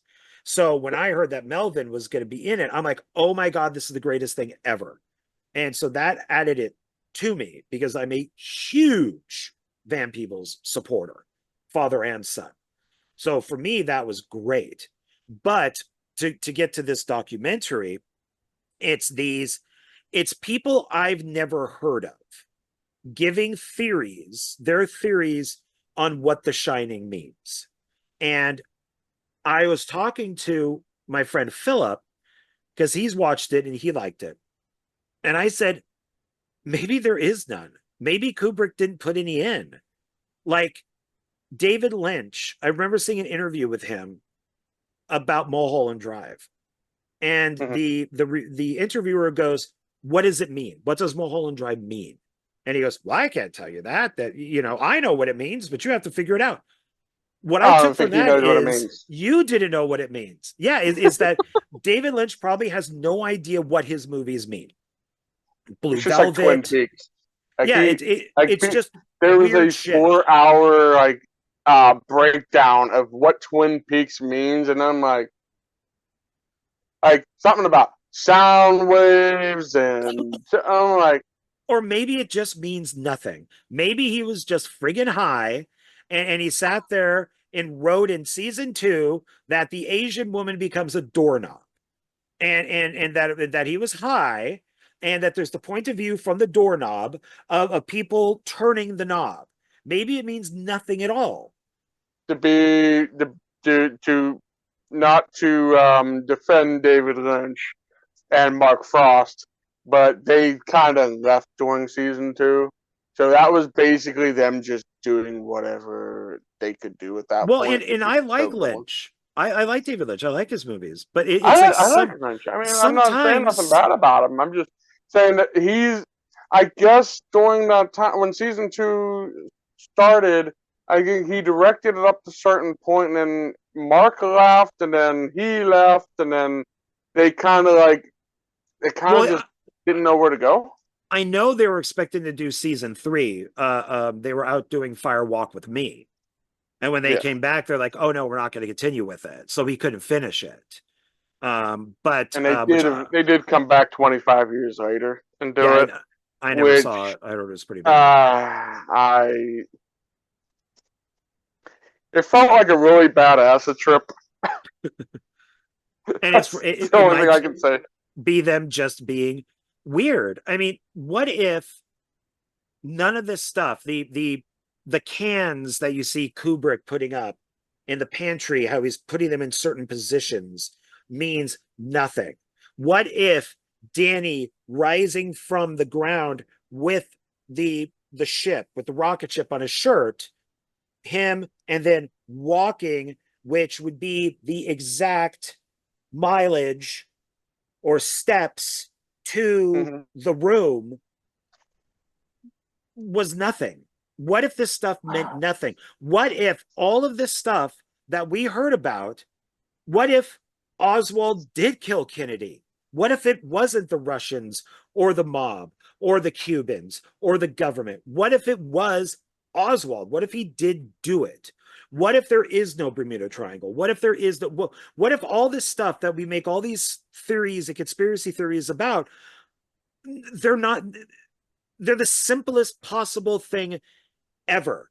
So there aren't Indians in The Shining. Just because there's a couple paintings or pictures doesn't mean that The Shining is an allegory for the Native Americans and white settlers trying to kill them. I mean, hey, what is your take? I have a question before I give you my take. Sure. Did William Shakespeare really write his plays? They've said no. They said that he didn't, but maybe he did. It's like, dude, I mean, every time I hear these conspiracy theories, it's like, you know what? Why don't we just let things be what they are? Maybe there's not some grand scheme. Maybe, the assassination of John F. Kennedy. Maybe it was just Oswald was a freaking Republican and just wanted to kill him. I mean, maybe. I mean, I have to admit, I am a 9/11 truther. I do think our government did it. I believe the conspiracy theories, but there's some conspiracy theories I'm kind of like, there are some, especially the QAnon stuff is pretty out there, but it's, I don't know. I think too, there is some weird stuff in The Shining, which could just be continuity issues. In one scene, there's the chair. We cut the Shelley Duvall. We cut back to Jack. It's the same shot. The chair is gone. Maybe one of the scenes was there was a chair there, and then it just so happened, the next scene they shot that scene another day or something, and they forgot to put the chair there. I mean, that would be the simplest explanation, unless Kubrick just wanted to fuck with people. Maybe he was just a guy who said, okay, Jack, we got this all in one take. Okay, we're going to do, because he's Kubrick, we're going to do now take 65. Bob, you production assistant, move that chair out of the way. I don't like it. Okay, action. He gets the shot. We're now up to take 500. And then Kubrick goes, I like the beginning of this one, which has the chair, cut to Shelley Duvall, but I like take 58 more for the last part, which doesn't have the chair. And he's like, the performance is better than continuity, which is always the case. People will say, is continuity better than the performance, or is the performance better than continuity? You know what? Maybe sometime I'll tell you what my whole thing is. I gave this is the lowest ranking I gave it. I gave it a 3 out of 5. And that might be being nice about it. I felt very bored watching this. I'm not going to lie to you. A lot of it was like, when they were trying to explain like the symbolism and the why this is connected to this and this is connected to that, I was like, are you guys just grasping at straws here? Yeah, oh, my favorite one. What made me mad? This legitimately made me mad. Every time there was a guy that was talking, and every 5 seconds he would chuckle. Oh my God, I hate people who do that. I can't That was freaking annoying. At the same time. It drives me nuts. And he was so annoying with that. He was like, and you know, we did this, and we did they did this shot like that, and it's like, dude, how many fucking times are you gonna chuckle? How many fucking times? What you're saying is not fucking funny. It is not freaking funny, dude. No, and some people just laugh and talk at the same time. Is he the guy with the kid? There's a kid in the background? I think maybe. It might be him. Okay, so you're doing an interview for a documentary about a Stanley Kubrick film. Maybe shut your fucking kid up. That part out. It's audio. That part could have been cut out. They probably could have lowered it. Or how about before you do your recording, you ask your wife, Susan, whoever she is, hey, I'm doing this for this documentary. Can you take the kid downstairs? Or, hey, can you take the kid to the park? Hey, can you take your kid to your mom's house while I do this? I only need 2 hours. Instead of having this kid yelling in the friggin' background all the time, which was really unprofessional. So we got him laughing and we got the kid at the same time, which was just annoying. Or you don't use him, because I don't know who any of these people are. I didn't know who any of these people are. Evidently, there was one filmmaker, which I don't know if he was an indie filmmaker or something, because he was talking at the very beginning, and they kept doing names, and I'm like, I don't know who half these people are. What I think they should have done, instead of doing just video, I mean, this, in my opinion, this was just a glorified YouTube video. I mean, people on YouTube can do better than this. I mean, in my humble opinion, I wouldn't even classify this as a documentary. I really don't, because it's really, in my opinion, a documentary is you are interviewing somebody.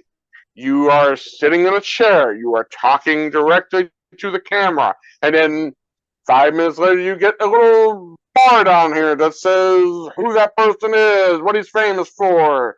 You know, is he a director, filmmaker, fan, whatever? You know what I mean? And then it's them talking. Now, you don't have to do it every time, but I'd like to at least see a face to what they're talking. And then while they're talking about their theory, then show the video clips or the pictures or whatever, and then cut back to them, and they're talking about this and talking about that. That's, I don't know.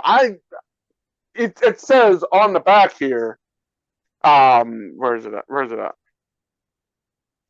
frick does it say? An amazing documentary about Stanley Kubrick's The Shining. It's a, what the frick is that word? Veritable Kubrickian Da Vinci Code. No, it's not. It's, or maybe it's just freaking Kubrick didn't care and just said, you know what? I like this take. I like that take. He does 500 takes. He's known for that. The carpeting looked cool, so he used that carpeting, and he kept filming the carpet because the carpet had a cool design. Well, so the hotel are two different hotels. A lot of people don't know that. It's two different hotels. They also had a set, and when you look at something like a guy like Kubrick, where most people do 3 takes, 4 takes, okay, I got enough to pick from. If he does something like, and he is known for like 100 takes, 150 takes, when you have Danny and the camera's looking straight down and he's playing, and he's got the shirt with the rocket, and he's playing with the cars. And this one person with the theory is like, if you notice, Danny's playing with the cars like this. It then cuts to like down the hallway, cuts back. If you notice, the cars are now in a different position. What does that mean? It means the first one was take 20. The second one is take 50. And he just used 2 different takes. I don't think he was shooting over. I mean, the camera's stationary. So I don't think he's going to be like, hey, kid who plays Danny, Okay, now mess up the toys. Or he just shot him for like 30 minutes. Okay, the camera's on you, play with your toys. And he just took from that whatever he liked. Like, I'm not these I like these theory type of things. I enjoy them. But for me, this was annoying. Like, one thing that they say with the X-Men is that the X-Men is an allegory for being gay and not being accepted. Mm-hmm. This was slightly hinted at in Deadpool and Wolverine. When you had a movie in like the 50s, a lot of the times they would use alcohol as the allegory for being gay. So, but it's never been said 100% that the X-Men is an allegory for being gay. But when they did the Acolyte and the two space witches, and I won't say the full thing, the two space witches come together, and the one says, "We now finally found a place where we will be accepted." It is so blatantly obvious of what they mean that, well, I'll say the whole thing, that they're the magic space lesbians, that there's nothing in there to sugarcoat it. There's nothing in there to make you think. They don't say it, but it's very obvious. But with the X-Men, you could say, oh, it's communism. It's that they're gay, that it's, that it could be many things. Mm-hmm. And papers were probably written off of it. But for something like the Acolyte, it's not. But it's so sometimes it is really obvious and sometimes it's not. But a lot of these theories that they were doing in The Shining or in this documentary, I don't buy. I think, like you said, they're grasping at straws. I mean, a lot of it was like, and then it had like two different theories they were going off of. They were going like the Indian thing was an allegory for when we came over here and slaughtered the Indians.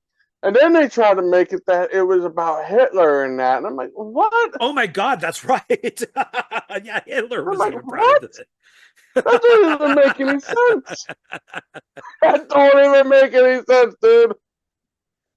Yeah, some of these things are just, I don't know if they're made up. If they're just like, oh yeah, we're just going to screw with you.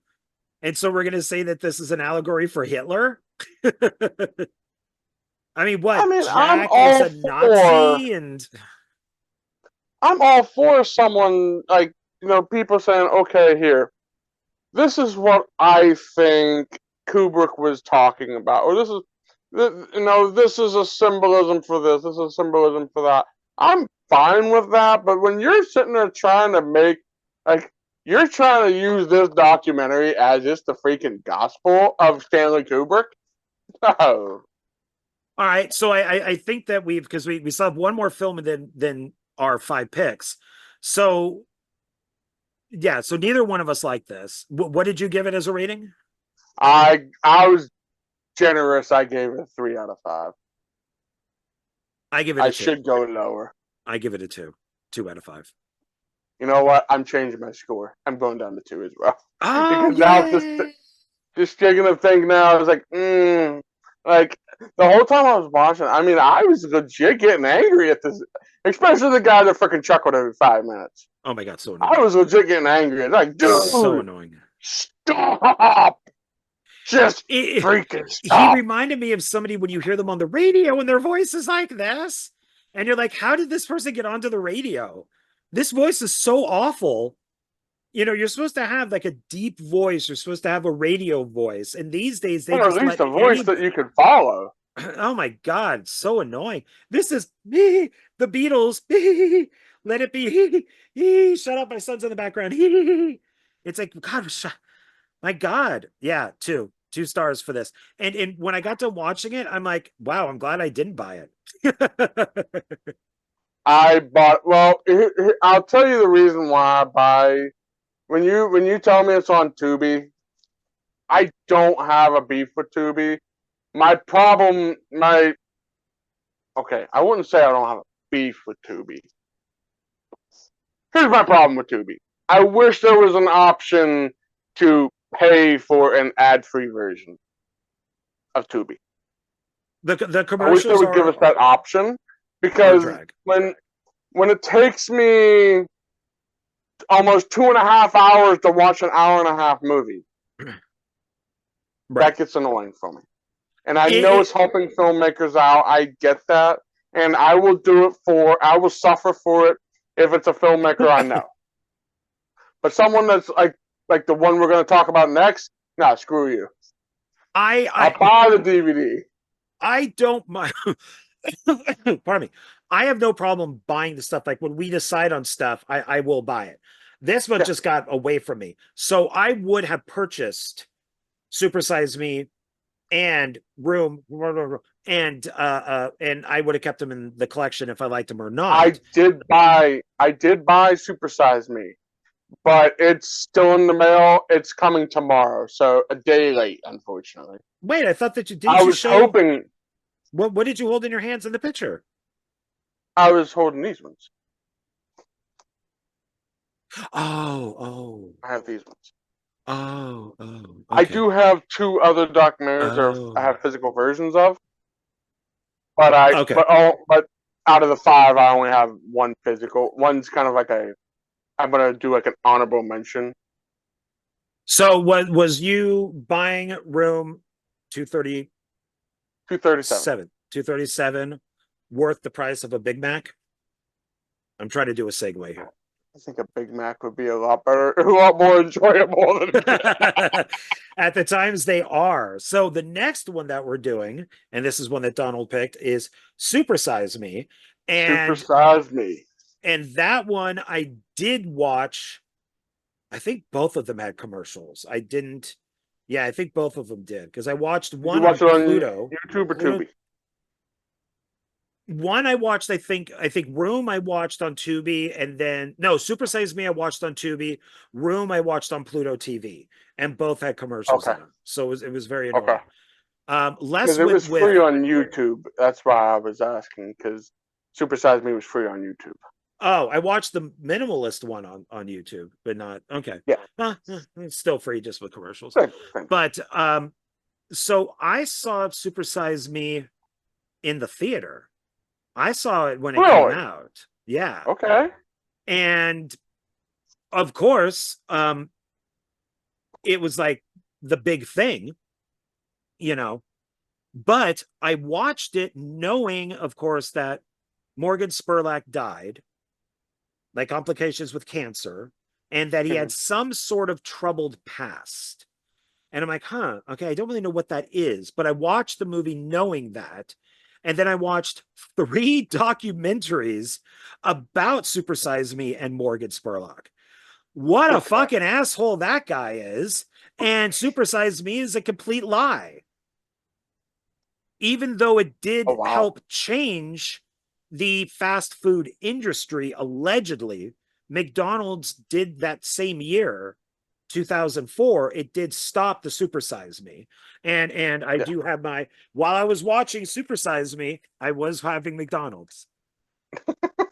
I was eating McDonald's. And it's in the thumbnail, everybody. And I did, and I went big, because they don't have Super Size Me anymore. So or large. I went large. Go large. And I got this here too. So did you say large me? No.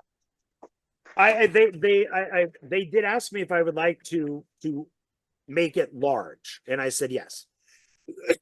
So I should have kept the cup, because the cup was pretty big. But so I thought it'd be fun to watch the documentary while eating McDonald's. And man, that he lied. Remember in the documentary when he talks about the doctor talks about his liver, and the doctor's like, I've never seen food do this to a liver before. That's because he was a raging alcoholic drinking during the making of the movie. That his liver was caused from alcoholism. Matter of fact, when you posted that picture on Facebook, somebody commented that exact thing. And it's in all 3 of these documentaries that he was a liar. That because he wrote the letter, such an idiot, that during the Me Too thing was happening, that he canceled himself. So he wrote a letter put it out there to the internet saying that he is part of the problem, that through his filmmaking time, through his regular work and all that stuff, is that he feels that he has done sexual harassment, sexual assault, and that he is part of the problem. Instantly canceled. All of his deals went down the toilet.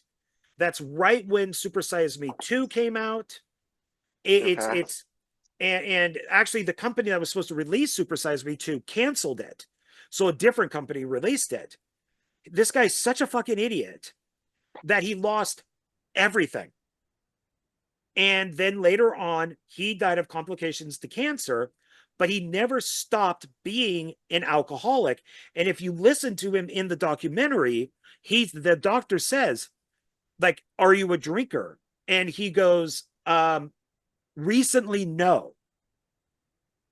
Because he stopped to make the documentary, but continued through the documentary, which is why he was vomiting when he eats all that McDonald's food and then he's vomiting outside the car. Mm-hmm. They're saying that's from him not drinking. That's like the DDTs. His body wants alcohol and he's throwing everything up because he's not drinking.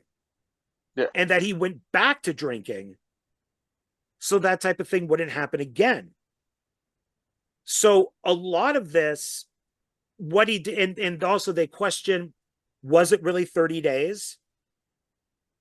Because there's a YouTuber who did it.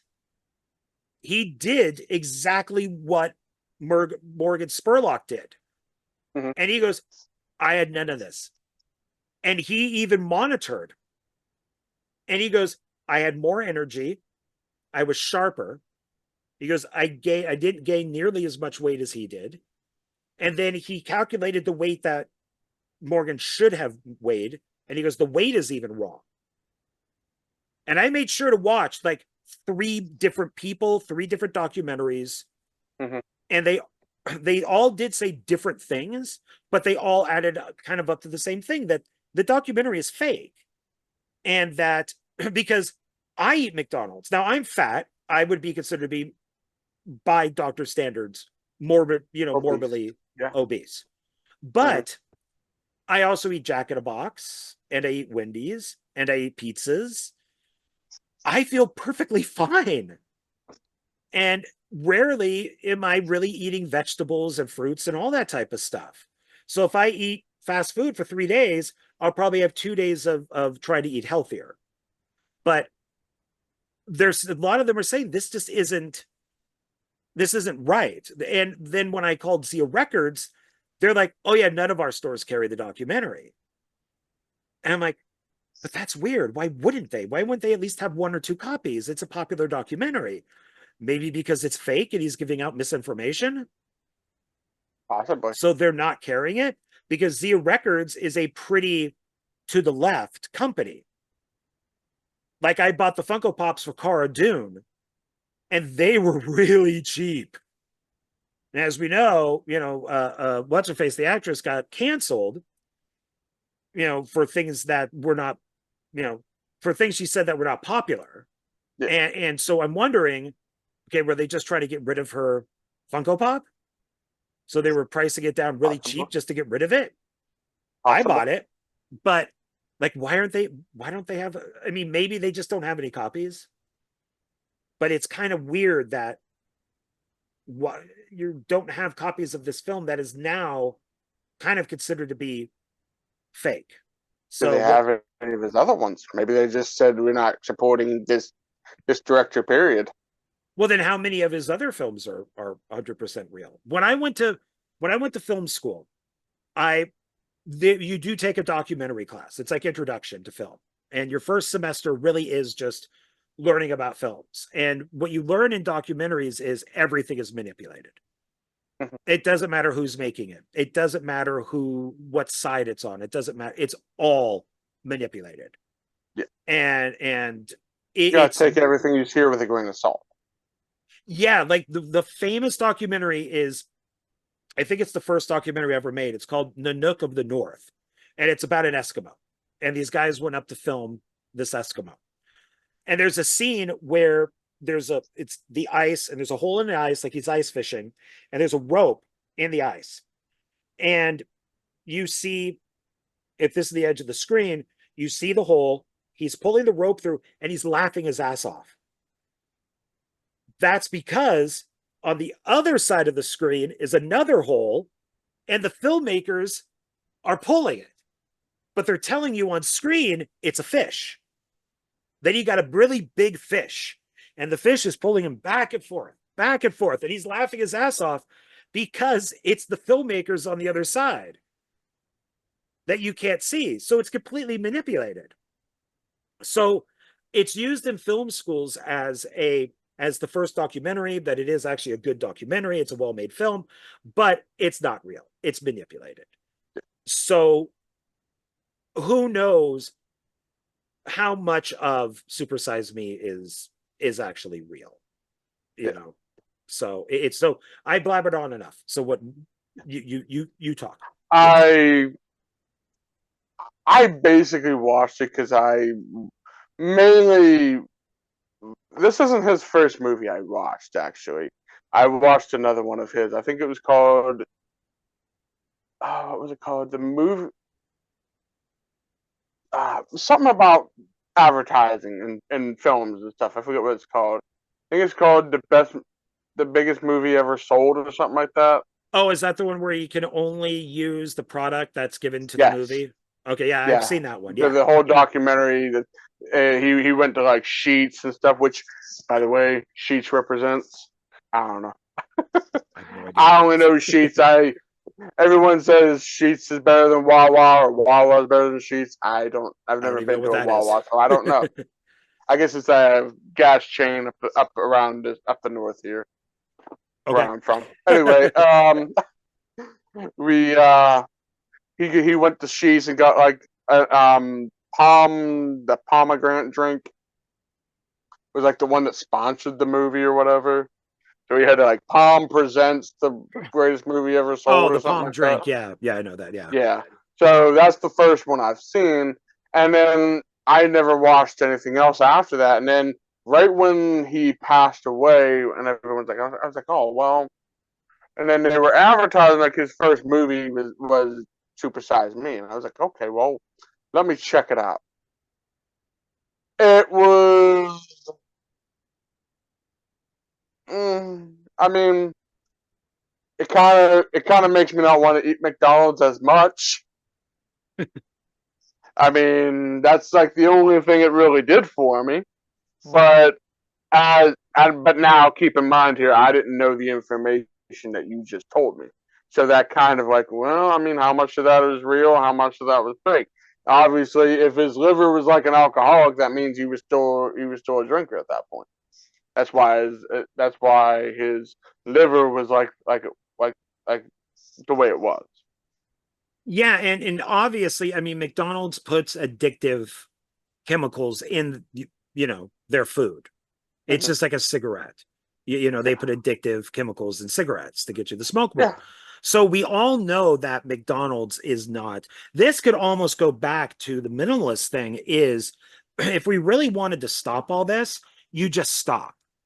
Like if you wanted McDonald's to go out of business because they're not healthy, they're not good, then you just stop going. Right there, that saves you money. You're going to lose weight.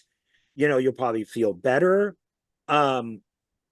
It's the one thing that he doesn't talk about, which is what I thought about. Well, no, this isn't one of the documentaries. This is the guy who followed his routine. And he goes, so I just ate all of this McDonald's food. And he goes, so I don't feel bad. My stomach isn't hurting, because Morgan talks about that his heart or that his stomach is like not feeling good or something, like it's thumping or whatever. It's not his heart, but like there's something going on.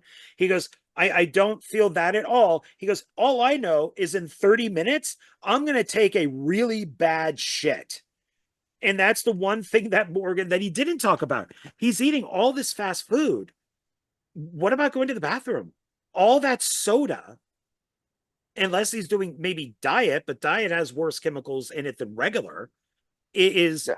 why aren't you pissing all the time? Why aren't you going to the bathroom all the time? Why, why aren't none of these doctors are really talking about diabetes? So it's with the amount of that he weighed at the end, I think it's pretty damn good if he ate all the food that he said. We talked about the guy. Mean, how much did he say it was? Was that he gained like 15 pounds or something like that? Yeah, in 30 days from eating McDonald's food. I think that's And pretty that's good. it. I'm like, geez. Yeah. The way they were talking, like he should have gained like maybe like I don't know 50 pounds or something. You know what I mean? Yeah, especially if you're eating you had to eat everything off the menu once. And then the doctors and stuff said, well, they do sell water, they do sell salad, they do sell. So once you eat everything once off the menu, then just drink water, just eat salad, just do the healthier stuff. But it's, I mean, his craps would be nasty. At one point, the guy who's filming him does say he smells bad. Because Morgan goes, do I smell bad yet? And he goes, I don't think I do. And the guy goes, no, you do. So I don't know if that's a burp or a fart or whatever. But it's I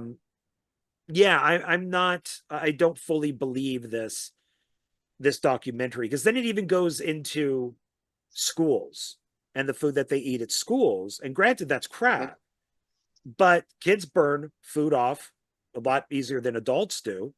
And some of that food the kids need for energy, even though it may not be totally healthy, just having them eat green food is probably not going to give them what they need. Yeah. So it's, and that was the whole Michelle Obama thing. And people were criticizing that. It's like, no, you once again, you need that balance. So, yeah. Wasn't she the reason that we get taxed on soda now? Oh, I do know of that. Yeah, possibly. I know that I've heard it. I'm not sure. I don't want to say like that's facts or anything. So I think if we're wrong, please let us know in the comments. It might be. I think I think the tax was put on to stop people from buying the sodas that were like this big. Yeah. Like they had those big tubs from 7-Eleven. And it's just like, well, if you're going to drink that much, then let's tax it. It's kind of like when they increased cigarette prices. Maybe that would have people cut down or stop. So, but my thing is that I don't criticize McDonald's. I don't criticize this, the tobacco company, because you don't have to do it. There's nothing there that says you have to smoke. There's nothing there that says you have to eat fast food. And Ronald McDonald is not forcing you into the restaurant and tying you to the chair and saying, eat this burger, eat this fry, drink this shake, drink this soda. No, there's nothing there at all. Or else have a gun to your head.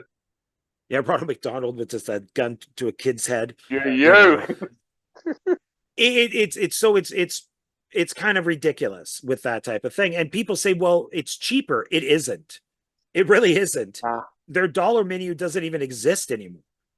I remember I went. Last time I was there, I think I bought I bought for my wife, me. No, I didn't even eat anything because I ate earlier that day. So I didn't even eat that day. And her mother and a couple other people. And I think we done dropped like $30 some dollars. Yeah, it's not. I went there one day. I think it was like right after one of the New Year's. I don't forget. It might have been this year or last year. And I ordered some food, and I'm like, this is double, because I normally get the same thing. And I'm like, why is this doubled? And the woman at the booth, she's like, or at the window, she's like, oh yeah, everything went up. She goes, it went up a lot. So it's not even like you don't even have a dollar menu to go, oh yeah, I'll take like 6 cheeseburgers and it's only $6. Now 6 cheeseburgers is going to cost you like $15. Maybe $15. Yeah. So yeah. So I don't blame them at all. It's a business, it's a corporation. And that's what they're there to make money, and they're there to try to get you to buy things. That's the same thing with the video for being a minimalist. Is that's what Capitalism, companies, man. Gotta love it. yeah, that's what they're made to do. And you don't have to go on Black Friday to buy 8 TVs. You could just wait until the TV's on sale, and buy it if you really need it. I used to be the Black Friday guy at one point, but then I found was out you? that no, I would always go like after the craze, like I would go and look for like all the slim pickings, Well, after DVDs and stuff like that. we had But from what I understand, the TVs are actually bought specifically for Black Friday, and those TVs are sometimes like there's crappier versions or something like that. I don't know how accurate that is, but that's what there's been people were saying. I don't know how there's like Vizio, which is pretty bad. We knew what people were doing, is that they would come in, and I'm not going to say what type of person this is, because I'll come off as racist, but it's 100% true, because we would see it. It is a certain group of people would come in and load up like 6 carts of TVs. So they would take those TVs and then sell them on eBay. So they would buy them if the TV's $500. I'll say it. Scalpers, man. That's what they would do. And we always noticed it was the same type of person. Always the same. Racist, really? Huh?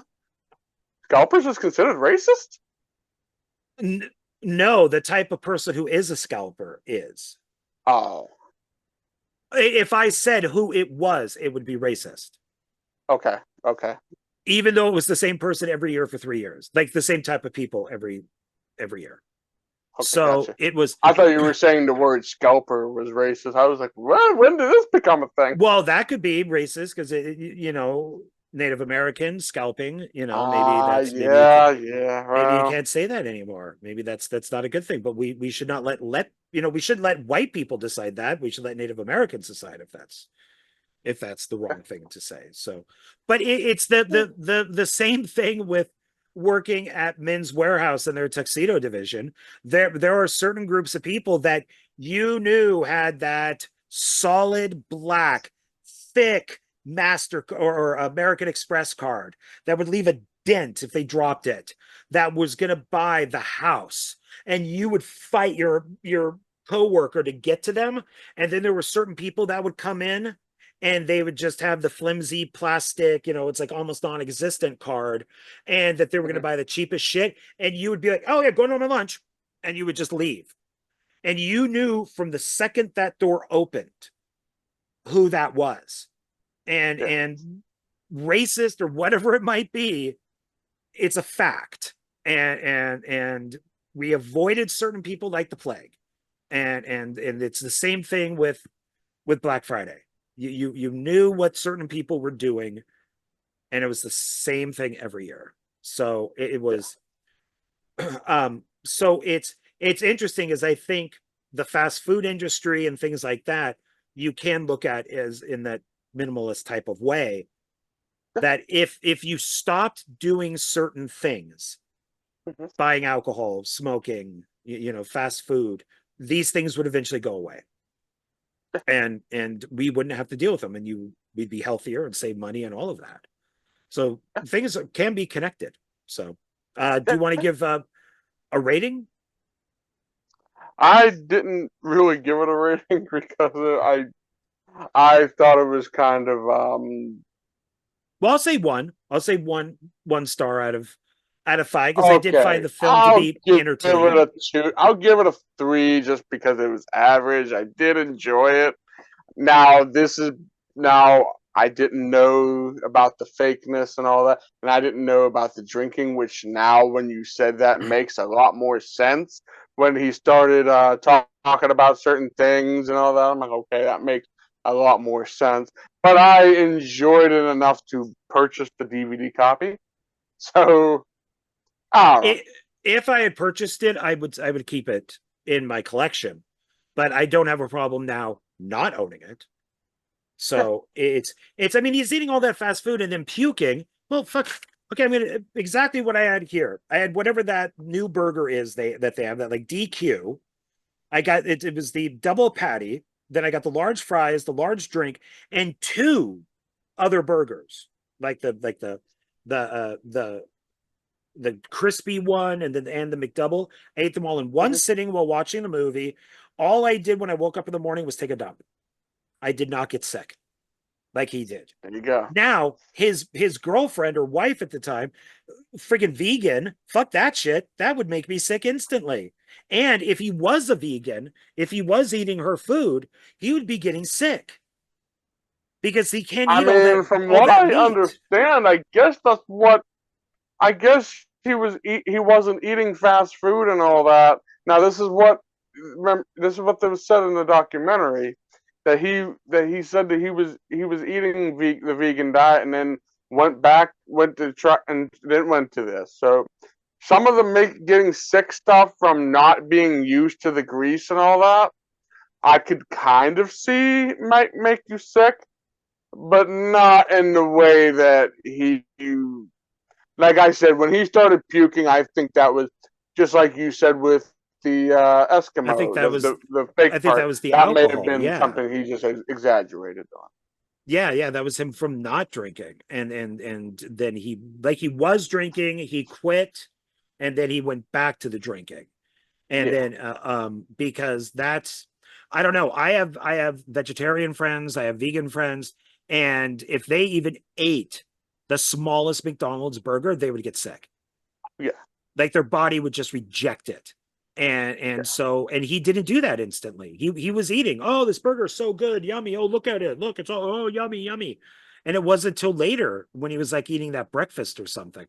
What's weird is in the scene where there is the scene where they go through the drive-through, he stops, his window is rolled up, and some guy runs up and starts knocking on the window. Did you see that? Yeah, I did see that. And the camera kind of zooms in and then cuts away. I wonder what that was. Why is this guy knocking on the window? Strange. Weird stuff. So I guess we'll never know, unfortunately. Yeah, unless he does audio commentary and mentions it, I don't know. When I get the DVD, I'll have to watch it with the audio commentary. Yeah. Yeah, there you go. All right, so I gave it 1, you gave it 3. I probably would have given it 3, but after hearing all this, no, I'm not going to. Yeah, so. I mean, now, I'll meet in the middle. I'll do 2. Because of that information. If it's like how much of it's true. I mean, I did enjoy his other document, the one where he tried to sell like the greatest movie ever sold or whatever it's called. That was okay. I did enjoy that one, but then now with that information, how much of that is faked? Yeah. Well, I know when I take photos, and the photos are, could be manipulated to get the best photo. Yeah. I do my storage photography and not storage photography, and sometimes, something would look a little better turned this way. So not everything is, completely authentic. You get the best angle you can. So it's but okay. So now we have 5 documentaries that either we like or recommend or we love. Some of them we may own, some we may not. How many do you have there, like physical? I have only 2. I have one is a not even in the 5. I'm just doing it as an honorable mention. You cheater. I don't have 6. I only have 5. You don't have to do a 6th one. My God. And I haven't really seen this particular one. I'm just doing it as a group. If you know what I'm saying. Well, do you want to go first then? Sure. All right. Well, for my honorable mention, I've seen a few of these. I haven't seen all of them, but I want to do the BBC Earth documentaries. I have not seen this one, but I've seen a bunch of them. I'm grouping this all as one, every single one of them. So much so that every time I see a BBC Earth, I'm asking my wife, because my wife likes these. So I'm like, hey, do you have this one? Is this one you have? This is one I thought she didn't have, but she did have, so that's why it's still sealed. Oh, okay. All right. So, now, go ahead. So yeah, so go ahead with your actual first one. So we got your honorary one out of the way, but that looks cool. All right. Planet Ant looks fun. So my number 5, all of these are on YouTube except for one, unfortunately. So I will get to that one when I come to it. Okay. But number 5 is a documentary called Level Up, which is a video game documentary. It is only 20 minutes long, which I don't know if you consider that a documentary or not, but it was done in a documentary style where they did like interviews and stuff like that. So I consider it a documentary, even if it's short. Okay. I think that's perfectly fine. Sure. That one was on YouTube. These number 4 is a documentary called Boondocking. This is a documentary done by there's a guy in Canada. His name is Steve Wallace. He does a lot of these like stealth camping videos and stuff where he'll go into places he shouldn't go and he'll try to sleep like behind, like set up camp and like eat and like film his whole process of doing it and not being caught. Well, he did a documentary called Boondocking, which is basically about. It kind of goes back to the minimalist thing.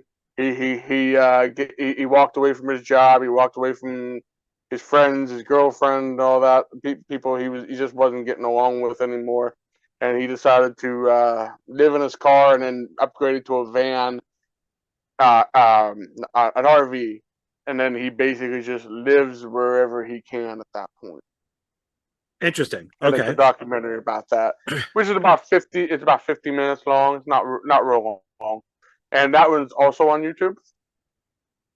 The third one, which I didn't watch recently, I've watched it in the past, but is called Psycho Family. Now, this is interesting. There's a YouTube channel called McJuggernuggets. Okay. Sounds like a McDonald's. Well, have you ever seen the freak out videos where it says Psycho Dad destroys Xbox, Psycho Dad shreds video games, Psycho Son does this or something like that? Maybe. Apparently, it kind of sounds familiar, but not really. Apparently, this Jesse Ridgway is the kid's name. He basically did this entire series called the Psycho series. And he proclaimed that it was real for this entire time. And then right when he finished it, he came out and said that it was all fake. And they did a whole documentary because when he was filming all of these videos, he was doing like behind the scenes stuff. He was doing like, how they made certain things and all, how they did certain cuts and all that. So it was pretty cool. And so it's called Psycho Family. It was like an hour and 30 minutes, so like 90 minutes. Okay. And that is also on YouTube. That's on his channel, actually. The second one, now, like I said, these are not like I wouldn't put my top 5 favorites, but they're like the top 5 interesting documentaries. I wanted to clarify that. So, number 2 is Airbnb Nightmare. This one's on Amazon Prime. The funny story of why I watched this is because last month me and my wife went to and we stayed at our very first Airbnb ever for our wedding anniversary, and I watched this right before we went there. Oh, fun! So it's all about people having bad experiences with Airbnb's website and. Like talking about like how like one person trashed this one dude's apartment and he came back and then Airbnb wouldn't refund it until he started making it known to the news. We went to the press about it. And then there's another girl that rented out her home on Airbnb, and when she came back, the people would not leave. So yeah, it was pretty scary stuff, man. I was like, holy man. This is why I won't ever do Airbnb. Like, this is why I tell people, stop going to foreign countries because cannibals are going to eat you. You see all these movies like Cannibal Holocaust and Green Inferno, where the white people go to help these natives, and they end up getting eaten, or you end up in a hostel and being tortured to death, or you got your Airbnb where people refuse to leave, and then that becomes its own nightmare. Just stay at home. Stay at home. You have plenty of stuff to watch on TV. Go have some sushi. Go watch a movie. Stop going well, places, to be honest, doing things. To be quite honest, the place I went to was a nice cabin, so it was a nice overnight deal. So I didn't have no bad experience. Was it the last cabin in the woods? No, it was not the last cabin in the woods. And it was funny because when I posted the picture on Facebook, shout out to Jonathan Moody. He left a comment and said, "Did you find the Necronomicon?" Oh, so I said no, and I said no deadites either. And then the last documentary I have, which I do have a physical copy of, is J.R.R. Tolkien's The Origin of the Ring. I thought I said Orgasm of the Rings. Origin. Oh, is that the XXX parody version? Is Orgasm of the Rings? No, that's Legend of the G String or something like that. Lord of the G String. Lord of the G String. That's the porn parody. Oof. But no, this is basically like going over like J.R.R. Tolkien's life like as a child. How he became the way he was, how he came up with the worlds that he when he wrote the Lord of the Rings and the Hobbit and all that. It was pretty cool. It's only like an hour long. It's an hour and 3 minutes. Top. Okay. So this is also on YouTube. So if you ever want to check it out, definitely check it out. It is I don't know what year this came out. 2001. 2001. So I think this Year of the Orc. It came out during the Year of the Orc. What? The Year of the Orc. That's what it came out. The Year of the Orc. Not like the Year of the Cat, Year of the Rat, Year of the Orc. Oh, okay. I didn't know that. I think this was right before. It was before Peter Jackson's or Fellowship of the Ring, right? That was 2003, right?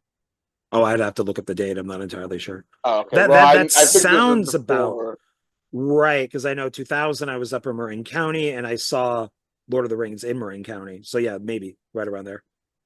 Okay, so because they mentioned about the movie, like Peter Jackson directing it in this documentary, but they don't say like he made it yet. So I think they just cast him to be the director at that point. Got it. So if you ever get a chance, check this out. I think I paid like $2 for this at Dollar General or something. Okay. So there you go. There's my 5 documentaries. So what do you got, John? Enlighten us. So I have 5 actual physical DVDs here. I have no idea where they're streaming. Probably most of these might be Tubi, or maybe YouTube. And normally if I like a documentary, I'll buy it.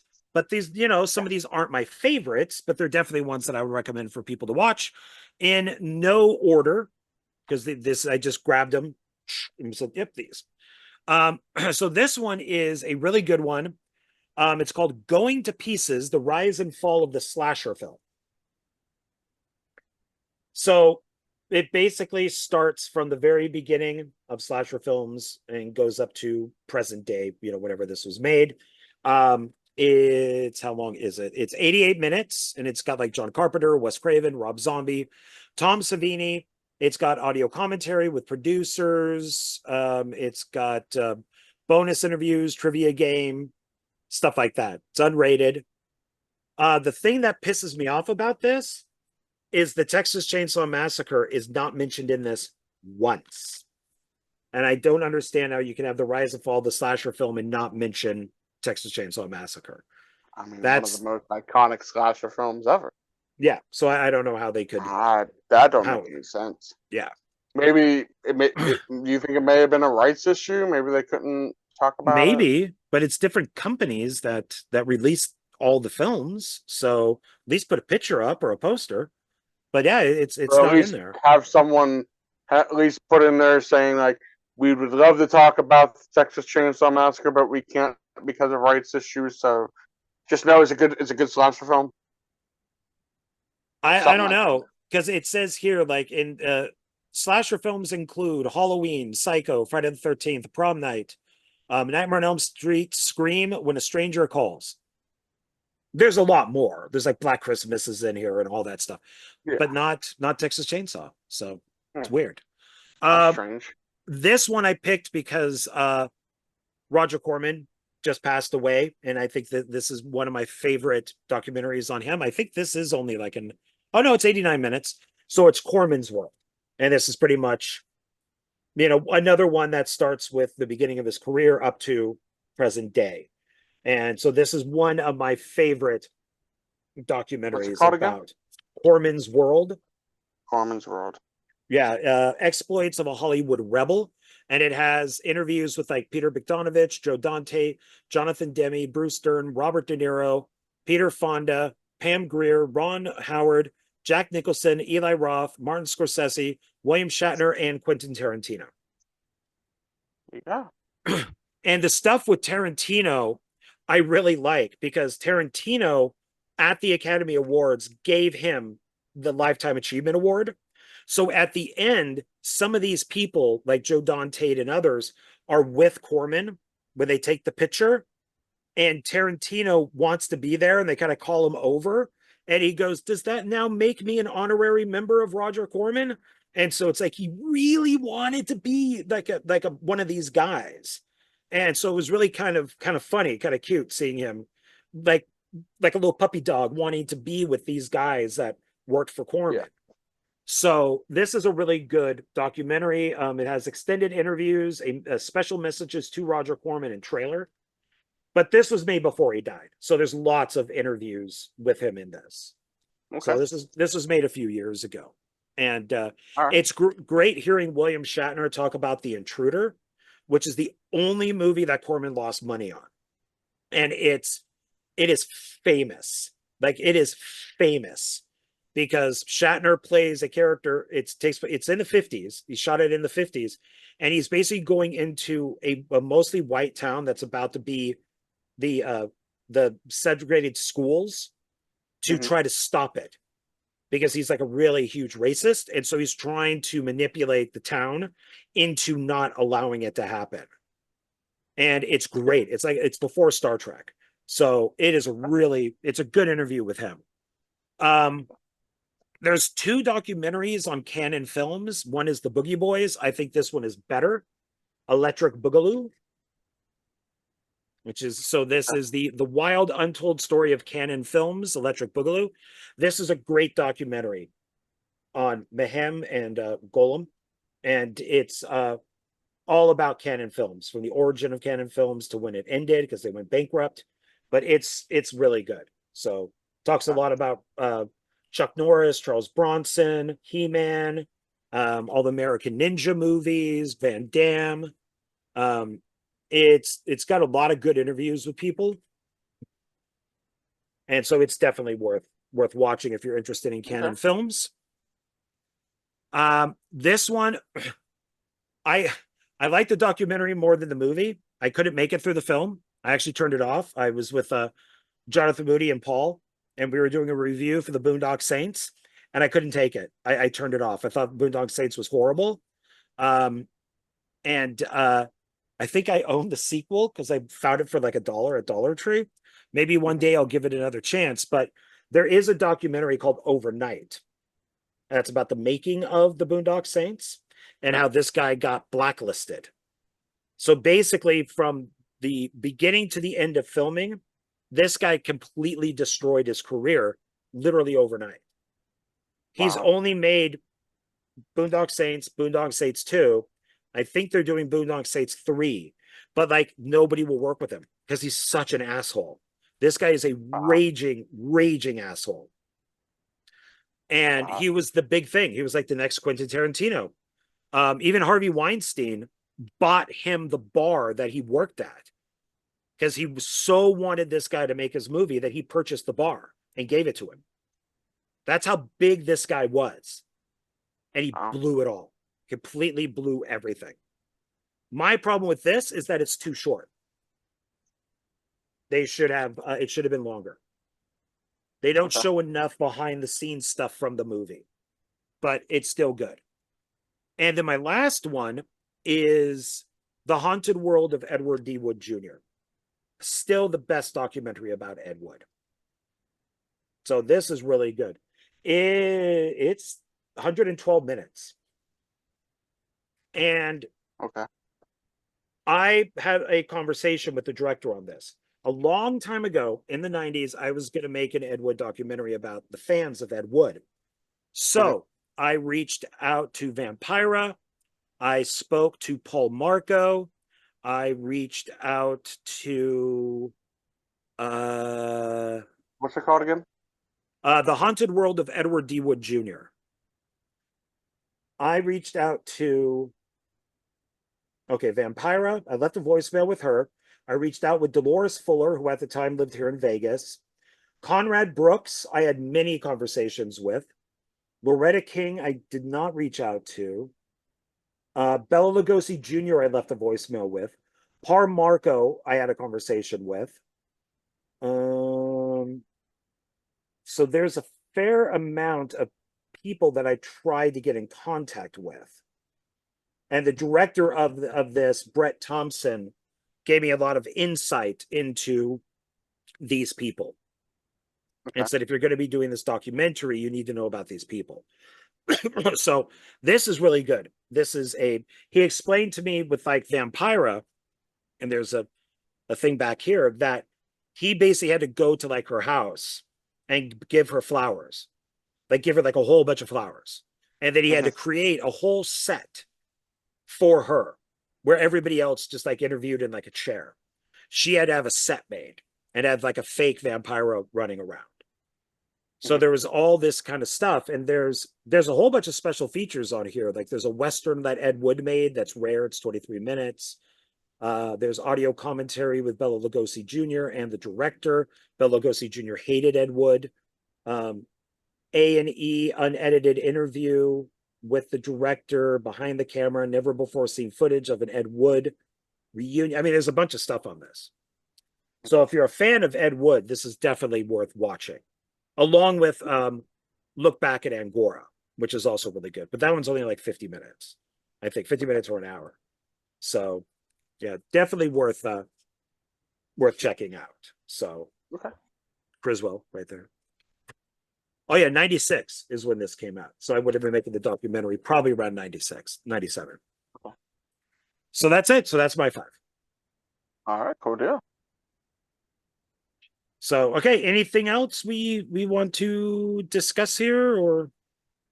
This is pretty much it, man. I think we covered it all. I mean, you may have to revisit the documentaries again. Maybe do another one with 4 other documentaries someday.